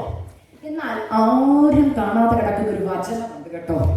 എന്നെ അത് ഭയങ്കരമായിട്ട് ചിന്തിപ്പിക്കുകയല്ല, എന്നെ അങ്ങോട്ട് കീറി മുറിച്ചിട്ട് കർത്താവ് ഒരു ദിവസം എന്നോട് ചോദിച്ചു, മോളെ നിന്റെ പ്രാർത്ഥനയ്ക്ക് ഞാൻ മറുപടി തരുന്നില്ല, പക്ഷെ നിന്റെ മനോഭാവം എന്താ എന്നോടെന്ന് ചോദിച്ചു. ഞാൻ വായിക്കാറ് എബ്രായർ 11:35. സ്ത്രീകൾക്ക് തങ്ങളുടെ മരിച്ചവരെ ഉയർത്തെഴുന്നേൽപ്പിനാൽ തിരികെ കിട്ടി, മറ്റു ചിലർ ഏറ്റവും നല്ലൊരു ഉയർത്തെഴുന്നേൽപ്പ് ലഭിക്കേണ്ടത് ഉദ്ധാരണം കൈക്കൊള്ളാതെ ഭേദ്യമേറ്റു. വായിച്ചു കിട്ടപ്പോൾ എളുപ്പമല്ലേ? പക്ഷേ കർത്താവിനോട് ചോദിച്ചൊരു ചോദ്യം ഇതാ. ഇവിടെ വിശ്വാസവീരന്മാരുടെ എല്ലാ പട്ടികയും പറഞ്ഞിട്ട് ഒരു വാക്യം അവിടെ എഴുതിയേക്കാം. ചിലർ നല്ലൊരു ഉയർത്തെഴുന്നേൽപ്പ് കിട്ടണമെന്ന് വിചാരിച്ച് വേദി വരുത്തുന്നത് എന്ന് വെച്ചാൽ ഞാൻ സിമ്പിളായിട്ട് നിങ്ങൾക്ക് പറഞ്ഞു തരാം. മോളെ എക്സാമ്പിൾ ക്യാൻസർ ആണെന്നിരിക്കട്ടെ. ക്യാൻസറിന് വിടുതൽ വേണോ നിത്യത വേണോ എന്ന് ചോദിച്ചാൽ നമ്മൾ പറയുന്നതോ ക്യാൻസറിന് വിടുതൽ കിട്ടും. സത്യം എന്താ പറയുക? കാരണം വേദന സഹിക്കാൻ വയ്യ അല്ലേ? ഇങ്ങനെ പ്രാർത്ഥിച്ച മറ്റൊരാളുണ്ട് ബൈബിളിൽ, വിശുദ്ധ പൗലോസ്. എന്നെ ഭയങ്കരമായിട്ട് ചിന്തിപ്പിച്ചൊരു വാക്യമാണ്. പൗലോസ് പ്രാർത്ഥിക്കുക, അപ്പാ സഹിക്കാൻ വയ്യ, ഒന്ന് മാറ്റിത്തരാമോ, എന്റെ ഈ കഷ്ടതയൊന്ന് മാറ്റിത്തരാമോ? പൗലോസിനോട് കർത്താവ് പറയുക, ഇല്ല മോനെ, എന്റെ കൃപ നിനക്ക് മതി, എന്റെ ശക്തി ബലഹീനതയിൽ തികഞ്ഞു വരും. ഞാനും ഈ വാക്യത്തിന്റെ അർത്ഥം എനിക്ക് മനസ്സിലായിട്ടില്ല.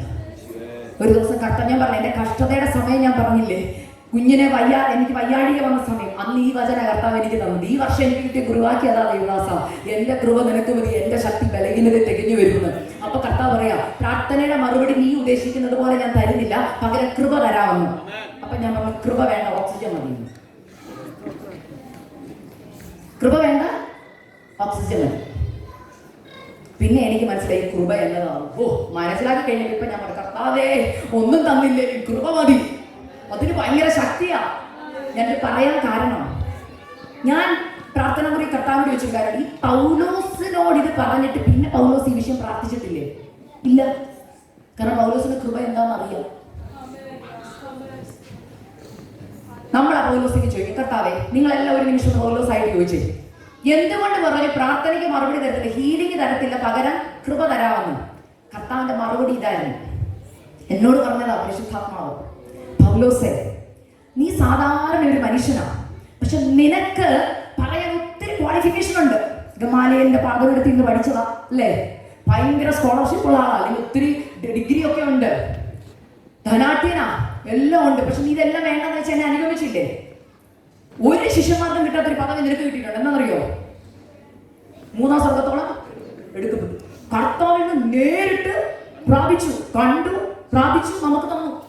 എത്ര സഭ സ്ഥാപിച്ചു. ശരിക്കും പത്രോസിനെ പൗലോസിനെയും ഒരുമിച്ച് നിർത്തി ആരുടെ തട്ടായിരിക്കും കൂടുതൽ ഉയർന്നിരിക്കുന്നത്?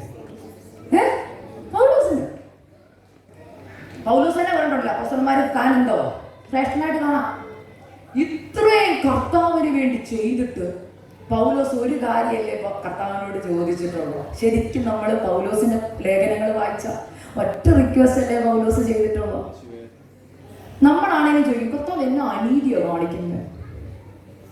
കർത്താവിന്റെ മറുപടി ഞാൻ പറയും. ഈ മറുപടി ഇന്ന് ഇവിടെ ചിലരോടുകൂടെ കർത്താവ് പറയുക, വർഷങ്ങളായിട്ട് സിസ്റ്ററെ പ്രാർത്ഥിക്കുന്നു, രോഗത്തിനൊരു വിടുതലില്ല സിസ്റ്ററെ, വർഷങ്ങളായിട്ട് ആ വേദനയ്ക്ക് ഞാൻ കരയുക, മറുപടിയിൽ എന്താന്ന് ചോദിച്ചാൽ കർത്താവ് പറയുന്ന മറുപടി ഞാൻ പറയാം. പൗലോസേ, നീ 3-ാം സ്വർഗത്തോളം എടുക്കപ്പെട്ടു, നിനക്ക് അനേക വെളിപ്പാടുകൾ കിട്ടി, ശരിയാ, പക്ഷെ വെളിപ്പാടിന്റെ ആധിക്യം കൊണ്ടുണ്ടല്ലോ നീ നെഗളിച്ചു പോയാൽ നേരെ പോകുന്നത് നരകത്തിലോട്ടാ, ഇങ്ങോട്ട് കയറി വരാൻ പറ്റത്തില്ല. കാരണം നിഗളം ഒരുവനിൽ പണ്ട് വന്നു, ഞാൻ അവനെ വെട്ടി താഴോട്ടിട്ടു, നിഗളം ഞാൻ വെറുക്കുന്നു. അതുകൊണ്ട് ഈ രോഗത്തിന് വിടുതൽ കിട്ടിയില്ലെങ്കിലും നീ എന്റെ സന്നിധിയിൽ ഇരുന്ന് നിത്യത വരുന്നത് എന്റെ വിഷയം. ചില പ്രാർത്ഥനയ്ക്ക് ദൈവം മറുപടി തരാത്ത എന്താണെന്നറിയോ? നിഗളിച്ചു പോകാതിരിക്കാനാ. 6 കാര്യം യഹോവ വെറുക്കുന്നു, 7 കാര്യം അവൻ അറപ്പാകുന്നു. എന്തുവാ നിങ്ങൾ അറപ്പെന്ന് പറയും? നമ്മൾ എന്തിനെ നോക്കി അറപ്പെന്ന് പറയുന്നു? ഇഷ്ടമാണെന്ന് പറയുന്നതും ഇപ്പൊ തന്നെ അറപ്പെന്ന് പറയുന്നത് നിങ്ങളുടെയൊക്കെ മുഖത്തിന്റെ എക്സ്പ്രഷൻ ഉള്ളതാണ്. എക്സ്പ്രഷൻ ഇട്ടേ നമ്മൾ ആക്ക് പറയത്തുള്ളൂ. ആരെങ്കിലും എനിക്കത് അറപ്പാ എന്ന് പറയുമോ? ഇഷ്ടമല്ലെന്ന് ചിരിച്ചുകൊണ്ട് പറയും. പക്ഷെ അറപ്പെന്ന് പറയുമ്പോൾ നമ്മുടെ മുഖമൊക്കെ ഒന്ന് പറ മാറും. എനിക്കറിയാം, പറയല്ലേ അല്ലേ, പറയല്ലേ. കർത്താവിന് അറപ്പുള്ളതാണ്. എന്താണെന്നറിയാമോ? വായിച്ചിട്ടുണ്ടോ? സദൃശികൾക്ക് 6 അധ്യായം ഒന്ന് വായിക്കണം. എന്തൊക്കെയാ? ഗർവമുള്ള പറ കണ്ണ്. പണ്ട് താഴ്മയുള്ള കണ്ണ്. പ്രാർത്ഥനകൾക്ക് മറുപടി തരാതിരുന്നപ്പോൾ താഴ്മയുണ്ടായിരുന്നു. ഇന്ന് താഴ്മയില്ല. നിങ്ങൾ ആരാ എന്ന് ചോദിച്ചാൽ പറയും, ഞാൻ ആരെന്ന് അറിയാമോ? ഞാൻ. കർത്താവ് പറയാ താഴ്മ ധരിക്കണം കേട്ടോ. താഴ്മ ദൈവമക്കളെ ഞാൻ തുറന്നു പറയാം, നിഗളിച്ചാലുണ്ടല്ലോ വെട്ടുറപ്പാ. കോടാലി വെച്ചേക്കുവാ, വെട്ടുറപ്പാ. കർത്താവ് പറയുക, ചില കഷ്ടതയ്ക്ക് മറുപടി തരാത്തത് എന്തുകൊണ്ടെന്നറിയോ? മോളെ, നിന്നെ ഞാൻ സ്നേഹിക്കുന്നത് കൊണ്ടാണ്. കാരണം എനിക്ക് വേണ്ടത് നിന്റെ ആത്മാവ. നീ നഷ്ടപ്പെട്ടു പോകാതിരിക്കാനാ ആ കഷ്ടത നിന്റെ ജീവിതത്തിൽ ഞാൻ അനുവദിച്ചിരിക്കുന്നത്. ആ കഷ്ടത ഉള്ളത് കൊണ്ടാണ് നീ ഇന്നും എന്റെ സന്നിധി കണക്റ്റായി നിൽക്കുന്നത്. നിങ്ങളൊന്ന് ഓർത്തെ, ചില കഷ്ടതയല്ലേ ഇന്നും ഈ വിശ്വാസത്തിൽ നിർത്തുന്നത്. കഷ്ടത ഇല്ലായിരുന്നെങ്കിലും. കഴിഞ്ഞിടയ്ക്ക് ഒരാൾ പറഞ്ഞു, ദൈവമക്കളുടെ ജീവിതത്തിൽ കഷ്ടത വരത്തില്ലെന്ന്. ദൈവമക്കളുടെ ജീവിതത്തിൽ കഷ്ടത വരുന്നുണ്ടെങ്കിൽ കർത്താവ് സ്നേഹിക്കുന്നില്ലെന്ന് എന്നോട് പറയുക. അപ്പൊ ഞാൻ ചോദിച്ചു, അങ്ങനെയാണെങ്കിൽ കർത്താവ് 12 ശിഷ്യന്മാരെ എന്ത് ചെയ്തിട്ടില്ല? സ്നേഹിച്ചിട്ടില്ല. സ്നേഹിച്ചിട്ടില്ല. പൗലോസിനെ ഒട്ടും സ്നേഹിച്ചിട്ടില്ല. എന്തുകൊണ്ടാ? അവരെ സ്നേഹിച്ചിരുന്നെങ്കിൽ അവരാരും മരിക്കത്തില്ലായിരുന്നു. ഇല്ലേ? അവരൊക്കെ എങ്ങനെയാ മരിച്ചേ? നിങ്ങൾ ചിന്തിച്ചിട്ടുണ്ടോ? They were the disciples. ഞാൻ ഇന്ന് ടൈറ്റിൽ കണ്ടല്ലോ, Are you fruitful as a disciple? 12 ശിഷ്യന്മാരെ കർത്താവ് സ്നേഹിച്ചിരുന്നെങ്കിൽ അവരാരും മരിക്കത്തില്ലായിരുന്നു. അല്ലേ? നമ്മുടെ ചിന്തയാ. കർത്താവ് പറയാ, ഞാൻ അവരെ സ്നേഹിക്കുന്നത് കൊണ്ടാ അവർ മരിച്ചത്. കഴിഞ്ഞ ദിവസം നിങ്ങൾക്കൊക്കെ അറിയാമോ, അമേരിക്കയിൽ ഒരു യുവാവ് മരിച്ചല്ലേ, ചാർലിക്ക്. ഞാൻ എപ്പോഴും കേൾക്കുന്ന ഒരാളാണ്. നിങ്ങൾ ന്യൂസൊക്കെ കാണുമെന്ന് ഞാൻ പറയുന്നത്. പക്ഷെ ഞാൻ അവിടെ നിന്ന് വന്നത് കൊണ്ട് ഒരു കാര്യം പറയാം. കഴിഞ്ഞ ഞായറാഴ്ച അമേരിക്കയിലെ എല്ലാ ചർച്ചുകളിലും പാർക്കിംഗ് ലോട്ട് കവറപ്പായി പുറത്ത് ആൾക്കാര് ലൈനിൽ നിൽക്കുവായി. ഒരു രക്തസാക്ഷി നിമിത്തം അനേക തലമുറകൾ ദൈവമക്കളെ കർത്താവിലേക്ക് വരുന്നു. നിങ്ങൾ ഒന്നുകൂടെ പോയി യൂട്യൂബ് ഒന്ന് സെർച്ച് ചെയ്താൽ മതി. ഞങ്ങളുടെയൊക്കെ ഫ്ലോറിഡയിൽ ഇംഗ്ലീഷ് ചർച്ചിലൊക്കെ മൊത്തം ആൾക്കാരായിരുന്നു. ഞങ്ങൾ ജീവിതത്തിൽ കണ്ടിട്ടില്ല ഇത്രയും ആൾക്കാര്. നോക്കിയപ്പോ യുവാക്കളാ, യുവതികളാ വരുന്നത്. എന്താണെന്നറിയോ? ഒരുവൻ രക്തസാക്ഷിയായതാ. ഈ ഞങ്ങൾ ലോകം പറയും, അവനത് വേണമോ. ചിലരുടെ നിലപാടുകൾ ഇഷ്ടമല്ല. പക്ഷെ നിലപാടല്ല ഞാൻ പറയുന്നത്. അവൻ വിളിച്ചു പറഞ്ഞ സത്യമാണ്. സത്യം പറഞ്ഞിട്ട് മരിക്കേണ്ടി വന്നാലും ഭാഗ്യമുള്ളതാണ്. സത്യം പറഞ്ഞിട്ട് സത്യം ചെയ്തിട്ട് ജോലി പോയാൽ കർത്താവ് ഉത്തരവാദിയാണ്. പക്ഷെ നമ്മുടെ എല്ലാ ഇടയിലും ഭയം കൂടിയിട്ടുണ്ട്. എന്താണെന്നറിയോ? കർത്താവിന് വേണ്ടി എന്തെങ്കിലും ചെയ്യാൻ പേടിയാണ്. പെട്ടെന്ന് പോവാം. Nutrition deficiency. അടുത്തത് പ്രശ്നം. ഫലം കഴിക്കാൻ പറ്റത്തില്ല. ആവശ്യത്തിന് ന്യൂട്രീഷൻ കിട്ടുന്നില്ല. ഞാൻ അവിടെ ഒന്നും നിൽക്കുന്നില്ല. ദൈവം എനിക്ക് തന്ന അടുത്ത ദൂരിലേക്ക് ഞാൻ കിടക്കാം. ഈ ന്യൂട്രീഷൻ ഡെഫിഷ്യൻസി എന്ന് പറഞ്ഞാൽ അറിയോ? ദൈവവചന വായനയില്ല, വായനയുണ്ട്, മെഡിറ്റേഷൻ ഇല്ല. ഈ വായനയും മെഡിറ്റേഷനും തമ്മിൽ രണ്ടാ. കഴിഞ്ഞ 30 വർഷം ഞാനതാ ചെയ്തിട്ടുണ്ട്, വായിക്കുന്നുണ്ട്. കാരണം ഞങ്ങളുടെ വീട്ടിലൊരു നിർബന്ധം ഉണ്ടായിരുന്നു, ബൈബിൾ വായിച്ച് പ്രാർത്ഥിച്ചാലേ ഭക്ഷണം തരത്തില്ലായിരുന്നു. അതുകൊണ്ട് ഞാൻ ബൈബിൾ വായിക്കുമായിരുന്നു. പിന്നെ ബൈബിൾ വായിക്കും എന്തിനാണെന്നറിയോ? Bible reference PYP. പിന്നെ ബൈബിൾ വായിക്കും എന്തിനാണെന്നറിയാമോ? ആരോടെങ്കിലും എനിക്ക് ഈ വചനമൊക്കെ പറഞ്ഞ് നമ്മളെ യാക്കോബാക്കാരൊക്കെ വരുമ്പോൾ പ്രാർത്ഥിക്കാൻ. ഇതൊക്കെ വചനം വായിക്കുന്നു. എന്നാൽ വായിച്ച് എന്താണെന്ന് ഗ്രഹിച്ചിട്ടില്ലായിരുന്നു ഞാൻ. അങ്ങനെ ഗ്രഹിച്ചപ്പോൾ ഉണ്ടല്ലോ മാനസാന്തരം നടന്നു. മനസ്സിലായോ? എല്ലാവരും എഴുന്നേറ്റ് സഭയിലൊക്കെ പറഞ്ഞിട്ടുണ്ട്, എന്നെ സന്തോഷിപ്പിച്ച ഒരു വാക്യം വായിച്ചുകൊണ്ട് നമുക്ക് സന്തോഷമുള്ളതാണ് ഇഷ്ടം. എന്നാൽ ഞാൻ ഇവിടെ പോകുമ്പോൾ വായിക്കുന്ന ഒരു വാക്യമുണ്ട്. ഒരു ദിവസം ഒരാളെ വിളിച്ചു, സിസ്റ്റർ എന്തിനാ എപ്പോഴും ഈ വാക്യം വായിക്കും? ഞാൻ പറഞ്ഞു, എന്നെ മാനസാന്തരപ്പെടുത്തിയ വാക്യം അത്. ഞാനത് പറഞ്ഞു വരുമ്പോൾ പറയാം കേട്ടോ. അടുത്തതാണ് ഞാൻ മെയിനായിട്ട്, സിസ്റ്റർ സമയമാകുമ്പോൾ എന്നെ ഒന്ന് കാണിക്കണം. ഞാൻ ഇത് ദൂതൊന്ന് പെട്ടെന്ന് പറയാം, തീരാറായി, ലാസ്റ്റാ, അവസാനത്തെ ഭാഗം. Disease and pest. എന്തുവാ? ഈ ചില മരത്തേലും ചെടിയിലൊക്കെ നിങ്ങൾക്ക് ചില പ്രാണികളെ കണ്ടിട്ടുണ്ടോ? UK ചില ചെടിയിലൊക്കെ അതിരുന്ന് എന്ത് ചെയ്യും? അതിനെ തിന്ന് കാർന്ന് തിന്നു.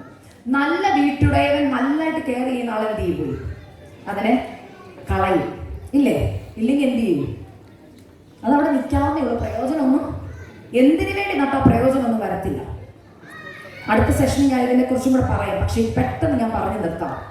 നമ്മുടെ വിശ്വാസ സമൂഹത്തിൻ്റെ ഇടയിലുണ്ട് ഡിസീസ് ആൻഡ് പെസ്റ്റ്. പെട്ടെന്ന് വായിക്കാം. 1 പത്രോസ് 2:1-2 വാക്യങ്ങൾ. ഈ വചനമാണ് എന്നെ മാനസാന്തരപ്പെടുത്തിയ വാക്യം. 1 പത്രോസ് 2:1-2 വാക്യങ്ങൾ. ആരെങ്കിലും വായിക്കണം? ആകയാൽ സകല ദുഷ്ടതയും എല്ലാ ചതിവും വ്യാജഭാവവും അസൂയയും എല്ലാ നുണയും നീക്കിക്കളഞ്ഞ് ഇപ്പോൾ ജനിച്ച ശിശുക്കളെ പോലെ രക്ഷയ്ക്കായി വളരുവാൻ വചനമെന്ന മായമില്ലാത്ത പാൽ കുടിപ്പാൻ വാഞ്ചിപ്പിക്കും. Thank you sister. ഈ വചന എന്നെ മാനസാന്തരപ്പെടുത്തി. അതുവരെ പത്രോസിന്റെ പുസ്തകത്തിൽ ഇങ്ങനെ ഒരു വാക്യം ഉണ്ടോ എന്ന് ചോദിച്ചാൽ ഉണ്ട്. പക്ഷെ അത് അക്സെപ്റ്റുള്ളതല്ല, അസൂയുള്ളതാണ്. എനിക്കറിയത്തില്ല എനിക്ക് അസൂയ ഉണ്ടെന്ന്. ഞാൻ ദുഷ്ടയാണെന്ന് എനിക്ക് അറിയത്തില്ല. ഇവിടെ പലർക്കും അത് അറിയത്തുമില്ല. അപ്പൊ ഞാൻ സിംറ്റംസ് പറഞ്ഞു തരാം. ഉള്ളവര് അങ്ങോട്ടും നോക്കണ്ട, ഇങ്ങോട്ടും നോക്കണ്ട, ഭർത്താവിനെയും കണ്ണു കാണിക്കണ്ട, അമ്മായിമ്മയും കണ്ണു കാണിക്കണ്ട, നിങ്ങൾക്ക് തന്നെയുള്ള ദൂതകൾ. ഇന്ന് ആ ഡിസീസ് മാറ്റിയാൽ ഇവിടെ പറയുന്നുണ്ട്, വചനമെന്ന മായമില്ലാത്ത പാൽ കുടിച്ചാൽ എനിക്ക് അബ്സോർപ്ഷൻ നടക്കും, വളർച്ച നടക്കും, ഫ്രൂട്ട്ഫുൾ ആവും, കത്താവുന്ന പോകും. ആദ്യത്തെ ഭാഗം എന്തുവാ? എല്ലാ ദുഷ്ടതയും, സകല ദുഷ്ടത. ദൈവമക്കളുടെ ദുഷ്ടതയുണ്ടോ? നമ്മൾ സമ്മതിച്ചു കൊടുത്തിട്ട് വേണ്ടേ? എൻ്റെ മുമ്പിൽ ഞാൻ സമ്മതിച്ചില്ല കർത്താവ് പറഞ്ഞപ്പോ. ഇനി ഞാൻ അതിന്റെ പെട്ടെന്ന് പറയാം. ഞാൻ പ്രാർത്ഥന മുറി ഇരുന്ന് പ്രാർത്ഥിക്കുക. ഞാൻ പറഞ്ഞ എന്നെ തകർത്ത് പണിയുന്ന ഒരു സമയം. ഞാൻ കർത്താവിനോട് ചോദിച്ചു, അപ്പൻ്റെ കണ്ണിൽ കൂടെ എന്നെ നോക്കുമ്പോൾ എന്നെ എങ്ങനെ അപ്പ കാണുന്നേ?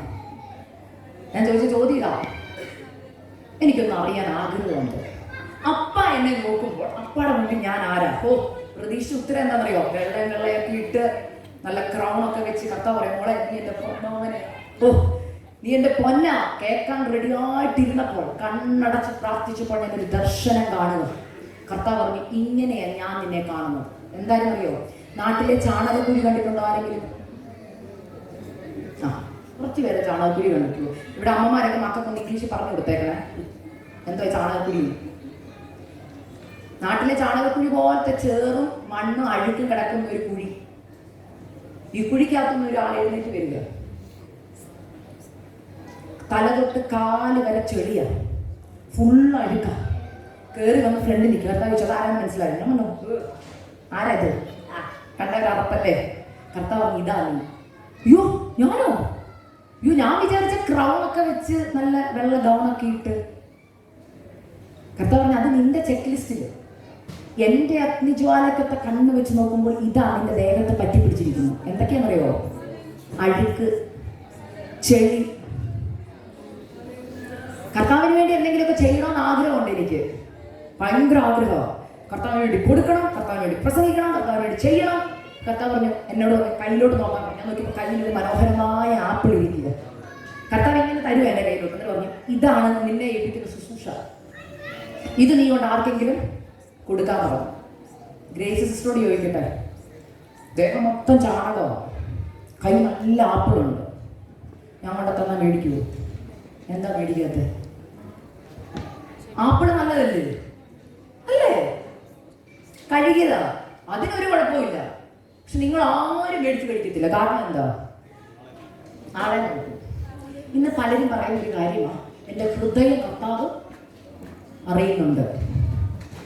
കർത്താവ് ഹൃദയം അറിയുന്നോണ്ട് പറയുക, ചാണകത്തില കിടപ്പ്.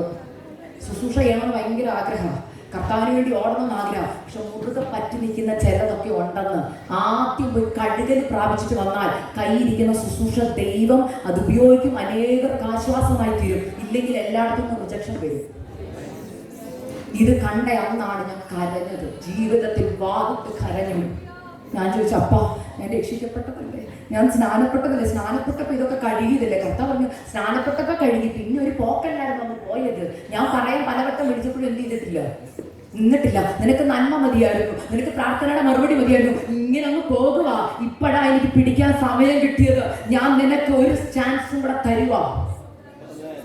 അതുകൊണ്ടാണ് എനിക്ക് ആ ചാൻസ് കിട്ടിയതുകൊണ്ടാണ് നിങ്ങളുടെ മുന്നിൽ നിൽക്കുന്നത്. This is my second chance. വെട്ടിയില്ല, വെട്ടാഞ്ഞത് കൊണ്ടാണ് നിന്നത്. ഇല്ലായിരുന്നു പണ്ട് വെട്ടിപ്പോയേനെ. എൻ്റെ അമ്മയുടെ കണ്ണുനീരുണ്ടായിരുന്നു, പ്രാർത്ഥനയുണ്ടായിരുന്നു. ചർച്ച വരുന്നത് കൊണ്ട് മക്കൾ മാനസാന്തരപ്പെട്ടെന്ന് മാതാപിതാക്കൾ വിചാരിക്കരുത് കേട്ടോ. ഉള്ളിന്റെ ഉള്ളിൽ മറഞ്ഞു കിടക്കുന്ന പാപമുണ്ട്. മറഞ്ഞു കിടക്കുന്ന പാപങ്ങൾ ഉള്ളവർ ഇതിനകത്തുണ്ട്. ഇന്ന് പരിശുദ്ധാത്മാവ് അത് വെളിപ്പെടുത്തുകയാണ്. ഇവിടെ പറഞ്ഞിരിക്കുന്ന ഡിസീസ് കണ്ടോ, എല്ലാ ദുഷ്ടതയുണ്ടോ? ഉണ്ട്.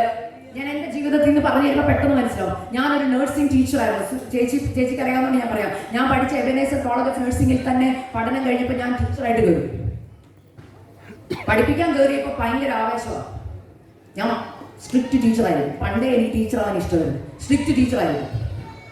ഞാൻ പറഞ്ഞു റിലേറ്റ് ചെയ്യാൻ വേണ്ടിയാണ് ടെസ്റ്റിമണി പറയാൻ കേട്ടോ. പെട്ടെന്ന് ഞാൻ ടീച്ചറായിരുന്നു. നല്ല ടീച്ചറാവണമെന്ന് ആഗ്രഹിച്ച പിള്ളേർ എന്ത് ചെറിയ തെറ്റ് ചെയ്താലും എന്ത് ചെയ്യും? വഴക്ക് പറയും. അപ്പം നമ്മൾ പറയും അത് that is A part of the job അല്ലേ? ഞാനും അങ്ങനെ പറയാം, അത് ജോലിയുടെ ഒരു ഭാഗമാണ്. പക്ഷേ പറയുന്ന വാക്കുകളുണ്ടല്ലോ, നമ്മൾ ചിന്തിക്കുന്നില്ല. എൻ്റെ കോളേജിൽ പെന്തക്കോസ്തുകാർ മാത്രമല്ല, ഹിന്ദുക്കൾ പഠിക്കുന്നുണ്ട്, ക്രിസ്ത്യാനികൾ വേറെ വിവാഹക്കാർ പഠിക്കുന്നുണ്ട്. പക്ഷെ ഇവരെ സ്റ്റാഫ് റൂമിൽ കൊണ്ടുപോയിട്ടിട്ട് പറയുന്ന വാക്കുകളൊക്കെ ഉണ്ടല്ലോ, ഹൃദയത്തിനകത്ത് കീറിമുറിക്കുന്ന വാക്കുകളാണ്. എന്നിട്ട് സ്റ്റാഫ് റൂമിൽ നിന്ന് റൂമിൽ വന്നിട്ട് കൂടെയുള്ള കോവർക്കേഴ്സിനോട് പറയും, ഇന്ന് അവക്കിട്ട് ഞാൻ കണക്കിന് എന്ത് ചെയ്തിട്ടുണ്ട്, കൊടുത്തിട്ടുണ്ട്. ഹല്ലേലൂയ, കണക്കിന് കൊടുത്തിട്ടുണ്ട്. മറ്റുള്ളവരുടെ മുമ്പിൽ ഭയങ്കര വീരയാ എന്തോ കാര്യങ്ങളൊക്കെ ചെയ്തെന്നുള്ള അല്ലേ നമ്മൾ ചിലർ പറയും. ഇന്ന് ഞാൻ അവർക്കിട്ട് കണക്കിനിട്ട് എന്ത് ചെയ്തിട്ടുണ്ട്, കൊടുത്തിട്ടുണ്ട്. ഇന്ന് അച്ചായനായിട്ട് കണക്കിനിട്ട് കൊടുത്തിട്ടുണ്ട്, അമ്മായിമ്മക്കിട്ട് കണക്കിനിട്ട് കൊടുത്തിട്ടാണ് വന്നേക്കുന്നത്, കോവർക്കേഴ്സിനിട്ട് കണക്കിനിട്ട് കൊടുത്തിട്ടാണ് വന്നേക്കുന്നതൊക്കെ പറഞ്ഞ് ക്രെഡിറ്റ് അടിക്കുമ്പോൾ ഞാനും അങ്ങനെ കുറെ നാൾ ക്രെഡിറ്റ് അടിച്ച് നടന്നു. അന്നൊന്നും കർത്താവ് എനിക്കൊന്നും വെളിപ്പെടുത്തി തന്നില്ല എന്ന് പറഞ്ഞാൽ ഞാൻ ശ്രദ്ധിച്ചില്ല. പരിശുദ്ധാത്മാ കുറ്റബോധമൊക്കെ തരുന്നുണ്ട്. പോയി പറഞ്ഞൊരു കാര്യം പറയാം. ഞാൻ മറന്നു. ഇവിടെ വന്ന് ആദ്യം എൻ്റെ ദുഷ്ടത കർത്താവ് വെളിപ്പെടുത്തി തരിക. കർത്താവ് വെളിപ്പെടുത്തി എന്താണെന്നറിയാമോ? ആദ്യം എന്നോട് പറഞ്ഞത് ക്ഷമ ചോദിക്കാനുള്ള ഒരു ക്ഷമ പറയാൻ പറഞ്ഞു. ഞാൻ ചോദിച്ചു, ആരോടാ കർത്താവേ ക്ഷമയോ? അത് പാർട്ട് ഓഫ് ദ ജോബ് അല്ലേ? നോ, ക്ഷമ പറയണം. അപ്പൊ എനിക്കൊരു പ്രതീക്ഷയുണ്ട്. എനിക്കന്ന് ഇവരുടെ എൻ്റെ സ്റ്റുഡൻസിന്റെ നമ്പറൊന്നും എൻ്റെ ഇല്ല. പക്ഷെ ഫേസ്ബുക്ക് ഉള്ള സമയത്ത് ഇപ്പൊ എനിക്ക് ഫേസ്ബുക്കിൽ, അന്ന് ഫേസ്ബുക്ക് ഉണ്ടായിരുന്നു. 2018 കാര്യം പറഞ്ഞേ, 2018 ഓഗസ്റ്റ് മാസം ഫേസ്ബുക്കിൽ പോയി പരിശുദ്ധാത്മാ പേര് സഹിതം വെളിപ്പെടുത്തി തന്നു. തന്നപ്പോ എനിക്കൊരു ചിന്ത, തോന്നലായിരിക്കും. മെസ്സേജ് ഇട്ടു. ആദ്യത്തെ കൊച്ചു ഗീതു മെസ്സേജ് ഇട്ടിട്ട് പറഞ്ഞു, മോളെ എന്നെ ഓർക്കുന്നുണ്ടോ? ആ, തിരിച്ച് റിപ്ലൈ, പിന്നെ മറക്കാൻ പറ്റുമോ? അപ്പൊ നമ്മൾ എന്താ ചിന്തിക്കുന്നത്? ഓ, നല്ലൊരു സ്റ്റുഡന്റ് അല്ലേ, എന്നെ ഓർക്കുന്നുണ്ട്. അടുത്ത ചോദ്യം, എവിടെയാ ജോലി? ഇതൊക്കെ ചോദിച്ചു കഴിഞ്ഞാൽ ഞാൻ ചോദിച്ചു, മോളെ എനിക്കൊരു കാര്യം മോളോട് പറയാനുണ്ട്, ഒന്നും തോന്നരുത്. വർഷം മുമ്പ് നടന്നതാ, മോള് ചിലപ്പോൾ അത് മറന്നു കാണും. കേൾക്കണം, മോൾ അത് മറന്നു കാണും. എന്നാൽ ഞാൻ പ്രാർത്ഥിച്ചുകൊണ്ടിരുന്നപ്പോൾ എന്നോട് ദൈവാത്മാവ് ഇടപെട്ടുകൊണ്ട് ഞാൻ ഈ മെസ്സേജ് ഇടുക. അവൾ ഹിന്ദു ആകട്ടോ, ഹിന്ദു കൊച്ച. എൻ്റെ വാക്കുകൊണ്ടോ പ്രവൃത്തി കൊണ്ടോ മോക്ക് വിഷമം എല്ലാം വന്നിട്ടുണ്ടെങ്കിൽ എന്നോട് ക്ഷമിക്കും. എന്തൊരു എളുപ്പം മെസ്സഞ്ചറിൽ പോയി ടൈപ്പ് ചെയ്യാനല്ലേ, ടൈപ്പ് ചെയ്ത് അങ്ങോട്ട് വിട്ടു. ധ്യാണ്ട് തിരിച്ച് റിപ്ലൈ വരുന്നു. അങ്ങനെ അങ്ങോട്ട് മാഡത്തെ മറക്കാൻ പറ്റുമോ? ജീവിതത്തിൽ ഞാൻ ഏറ്റവും കൂടുതൽ വെറുക്കുന്ന വ്യക്തി നിങ്ങളാണ് പറഞ്ഞു. ഓർക്കണം, ഒരു ഹിന്ദു കൊച്ച. ഞാൻ ക്ഷമ ചോദിച്ചപ്പോൾ കൊച്ചു പറയുക, മാഡത്തെ ഇങ്ങനെ മറക്കാൻ പറ്റുമോ? എന്നെ ഏറ്റവും കൂടുതൽ വാക്കുകൊണ്ട് ഹേർട്ട് ചെയ്തിട്ടുള്ള നിങ്ങളുടെ ഉള്ളിൽ ഏതെങ്കിലുമൊക്കെ ടീച്ചേഴ്സിനൊക്കെ പേര് ഇപ്പം വരുന്നുണ്ടാവുമല്ലോ, എന്നെ അങ്ങനെ പറഞ്ഞു, എന്നെ ഇങ്ങനെ പറഞ്ഞെന്നൊക്കെ ഇല്ലേ? അതുപോലെ ആ കൊച്ചിന്റെ മനസ്സിൽ ഞാൻ മറന്നിട്ടില്ലെന്ന്. ഞാൻ മറന്നു, കർത്താവ് മറന്നില്ല. കർത്താവ് പറയാം ക്ഷമ ചോദിക്കാൻ. ക്ഷമ ചോദിച്ചു. അന്ന് എനിക്കൊരു കാര്യം മനസ്സിലായി, ഞാൻ ഒത്തിരി പേരെ വേദനിപ്പിച്ചിട്ടുണ്ട്. ഓരോരുത്തരുടെ പേര് പറഞ്ഞു ഞാൻ പോയി ക്ഷമ ചോദിച്ചു. ക്ഷമ ചോദിച്ചപ്പോൾ കർത്താവ് എന്നോട് പറഞ്ഞൊരു കാര്യം കേൾക്കണേ, പലരും ഓർക്കണം. എന്നോട് ചോദിച്ചു, നീ ഒരു പെന്തക്കോസ്തുകാരിയാ. ഒറ്റയടിക്ക് കണ്ടറിയത്തില്ല പെന്തക്കോസ്തുകാരിയാണ്. കാരണം എന്താ? കഥയെ കെട്ടിയൊന്നും ഇട്ടിട്ടില്ല. ഒറ്റയടിക്കല്ല പെന്തക്കോസ്തുകാരിയാണ്. 2, നീ ഒരു പാസ്റ്ററുടെ മോള, അതും എല്ലാവർക്കും അറിയാം. 3, നീ അവളുടെ ടീച്ചറാണ്. നീ ക്ലാസ്സിൽ എന്തോരം വചനം പറഞ്ഞിട്ടുണ്ട്. ശരിയാ, അതും പറഞ്ഞിട്ടുണ്ട്. കർത്താവ് പറയുക, പക്ഷെ ഇതൊക്കെ നീ ചെയ്യുമ്പോൾ നീ ജീവിതം കൊണ്ട് എന്ത് ചെയ്തില്ല? ദൈവവൈദ്യൻ അന്ന് പ്രൂവ് ചെയ്തില്ല. പകരം ആ കൊച്ചിന് കൊടുക്കുന്ന എന്താണെന്നറിയോ? ഞാൻ പറയാം, ബൈബിളിൽ ഒരു വാക്യമുണ്ട്, അനീതി കൊണ്ട് സത്യത്തെ തടുക്കുന്നവർ എന്ന്. വായിച്ചിട്ടുണ്ടോ? അതിന്റെ അർത്ഥം എന്നാന്ന് ഞാൻ പറയാം. ഗീതു എന്ന് പറയുന്ന കൊച്ചിന്റെ അടുക്കൽ അവിടുത്തെ പഠനം കഴിഞ്ഞ് ആരെങ്കിലും സുവിശേഷം പറയാമെന്നിരിക്കട്ടെ. ഞാൻ സുവിശേഷം പറഞ്ഞില്ല, ഞാൻ ടെസ്റ്റിമണിയൊക്കെ പറഞ്ഞിട്ടുള്ളൂ, വചനമൊക്കെ പറഞ്ഞിട്ടുള്ളൂ. ആരെങ്കിലും വചനം പറഞ്ഞിരിക്കും, മോളെ രക്ഷിക്കപ്പെടണം, സ്ഥാനപ്പെടണം, നമ്മുടെ കർച്ചി വരണം. അപ്പൊ ആ കൊച്ചു ആദ്യം പറയാനുള്ള വാക്കെന്നറിയോ? നിങ്ങൾ ആ പെന്തിക്കോസുകാരാണോ? ആ അതെ. അയ്യോ പറയല്ലേ, എനിക്കൊരു ടീച്ചർ ഉണ്ടായിരുന്നു, ആ ടീച്ചറിന്റെ പേര് അക്സൻ തരും. പാസ്റ്ററുടെ മോൾ. അയ്യോ നിങ്ങളുടെ കയ്യിലിരിപ്പൊക്കെ ഞങ്ങൾക്ക് നിങ്ങളെക്കാ ഭേദമാരാ. പറ, നിങ്ങളുടെ കാര്യമല്ലല്ലോ എന്റെ കാര്യമല്ലേ പറയുന്നേ? നിങ്ങളെങ്ങനെ ഈ ടെൻഷൻ അടിച്ചിരിക്കുന്നത്? എന്റെ കാര്യമാണ് പറഞ്ഞേ. അന്ന് കർത്താവ് എന്നോട് പറഞ്ഞൊരു വാക്കുണ്ട്, മോളെ നീ കാരണം അവൾ എന്നെ അറിയാതെ പോയി. നിങ്ങൾക്ക് അതിന്റെ സീരിയസ്നെസ് മനസ്സിലായോ? തമാശയല്ലത്. നിങ്ങൾ കാരണം, നിങ്ങളുടെ സ്വഭാവം കാരണം, നിങ്ങളുടെ വാക്ക് കാരണം, നിങ്ങളുടെ കോവർക്കേഴ്സോ പേഷ്യന്റോ അയലക്കംകാരോ നിങ്ങളുടെ പ്രവൃത്തി കാരണം കർത്താവിനെ അറിയുന്നില്ലെങ്കിൽ കർത്താവ് പറയുക, അനീതി കൊണ്ട് സത്യത്തെ തടുക്കുന്നവരുടെ മേൽ എന്ത് വരും? ദൈവത്തിന്റെ കോപം വരുമെന്ന്. ഞാൻ മാനസാന്തരപ്പെട്ടു. ഞാൻ എന്റെ ജോലിയുടെ പാർട്ടായിട്ടും ബലഹീനതയായിട്ടൊക്കെ കണ്ടതാ ദേഷ്യം. കർത്താവ് പറഞ്ഞു, ദേഷ്യം മാറ്റണം മോളെ, കോപം മാറ്റണം. നിനക്ക് തോന്നും അത് കുഴപ്പമില്ലെന്ന്, പക്ഷെ കോപം ദോഷം ചെയ്യും, ക്രോധം ദോഷം ചെയ്യും. നിനക്ക് സൗമ്യമായിട്ട് ആ മോളെ അടുത്ത് വിളിച്ച് എന്ത് ചെയ്യായിരുന്നു? തിരുത്തായിരുന്നു. സൗമ്യതയോടെ പറഞ്ഞു കൊടുക്കാറുണ്ട്. അവൾ എന്നെ അറിഞ്ഞേനെ, പക്ഷെ നീ പകരം ചെയ്തത് എന്താണെന്നറിയാമോ? ക്രിസ്തുവിന്റെ സ്നേഹം കാണിക്കുന്നതിന് പകരം നീ നിന്റെ ജഡത്തിന്റെ പ്രവൃത്തിയ വെളിപ്പെടുത്തി കൊടുത്തത്. ആത്മാവിന്റെ ഫലത്തിന് പകരം ജഡത്തിന്റെ പ്രവൃത്തി വെളിപ്പെടുത്തി. അവളുടെ ഉള്ളിൽ യേശു ജനിക്കാൻ തടസ്സമായി നിന്നത് ഞാനാണ്. ഞാൻ പറഞ്ഞില്ലേ, തമാശയായിട്ട് കാണരുത്, കണക്ക് കൊടുക്കേണ്ടി വരും. കർത്താവ് പറയും, നിന്റെ മുമ്പിൽ ആ പേഷ്യന്റിനെ കൊണ്ടുവന്ന് എന്തിനായിരുന്നറിയോ? നിന്റെ കൂടെ ആ കോവർക്കറിനെ കൊണ്ടുവന്ന് എന്തിനറിയോ? എനിക്ക് നിന്നിലൊരു വിശ്വാസം ഉണ്ടായിരുന്നു, നിന്റെ ജീവിതം കൊണ്ട്, നിന്റെ വാക്കുകൊണ്ട് ആ വ്യക്തി കർത്താവിനെ അറിയുമെന്ന്. എന്നാൽ നീ എന്ത് ചെയ്തില്ല? ജീവിച്ച് കാണിച്ചില്ല, പ്രസംഗിച്ചു. മാനസാന്തരപ്പെട്ടോ? ഞാൻ ഇപ്പൊ ഇവിടെ നിൽക്കുമോ? അടുത്ത സെഷനിൽ ഞാൻ പറയാം. മാനസാന്തരപ്പെട്ടോ? മാനസാന്തരപ്പെട്ടില്ലെങ്കിൽ കർത്താവ് പറയാ, ഒരാണ്ട് കൂടെ. ഈ ഡിസീസ് മാറ്റിക്കളഞ്ഞില്ലെങ്കിൽ, പെസ്റ്റിനെ മാറ്റിക്കളഞ്ഞില്ലെങ്കിൽ, ഇതിനുള്ള വാക്യം ഞാനത് പെട്ടെന്ന് പറയാം. എബ്രായർ 12:1-2. ആകയാൽ നിങ്ങളിലെ സകല ഭാരവും മുറുകെ പറ്റുന്ന പാപവും വിടണം. സകല ഭാരം വിടണം, മുറുകെ പറ്റുന്ന പാപം വിടണം. വിട്ടില്ലെങ്കിൽ ഓട്ടം ഓടത്തുമില്ല, ബിരുദ് പ്രാപിക്കത്തുമില്ല, UK യുഗായുഗമായിട്ട് കഴിയാം. കർത്താവ് ഒന്ന് മണവാട്ടി സഭ കർത്താവിനോട് പോവും. നിങ്ങൾക്ക് എന്നും രാവിലത്തെ പോലെ ജോലിയൊക്കെ ചെയ്ത് സാലറിയൊക്കെ മേടിച്ച് ഇവിടെ കിടക്കാം. അന്ത്യക്രിസ്തു വരുമ്പോൾ അന്ത്യക്രിസ്തുവിനെയൊക്കെ കണ്ട്, അല്ലേ, ഡെയിലി ന്യൂസ് ഒക്കെ വായിച്ച് കിടക്കാം. പക്ഷെ ഭയാനകമാ. കർത്താവ് ഒരിക്കലും ആഗ്രഹിക്കുന്നില്ല നിങ്ങളെ ഇവിടെ ഇട്ടിട്ട് പോകാൻ. എന്നെ ഈ ദേശത്ത് കൊണ്ടുവന്നത് ദൈവം നിങ്ങളെ സ്നേഹിക്കുന്നത് കൊണ്ട്. ദൈവം ആ മെസ്സേജ് എൻ്റെ തന്നപ്പോൾ പറഞ്ഞൊരു വാക്കുണ്ട്, ദൈവം നിങ്ങളെ സ്നേഹിക്കുന്നു. ഇതിനകത്ത് ഇഷ്ടക്കേടുള്ളവരുണ്ട്, സാരമില്ല. ഇഷ്ടപ്പെടാത്തവരുണ്ട്, സാരമില്ല. I don't care. നിങ്ങളെ ദൈവം നാളെ ന്യായം വിധിക്കാൻ ന്യായം കൊണ്ട് നിർത്തത്തില്ലേ? ഓരോരുത്തരെ വിളിക്കുന്ന ദിവസം ഇത് കാണിക്കും സ്ക്രീനിൽ.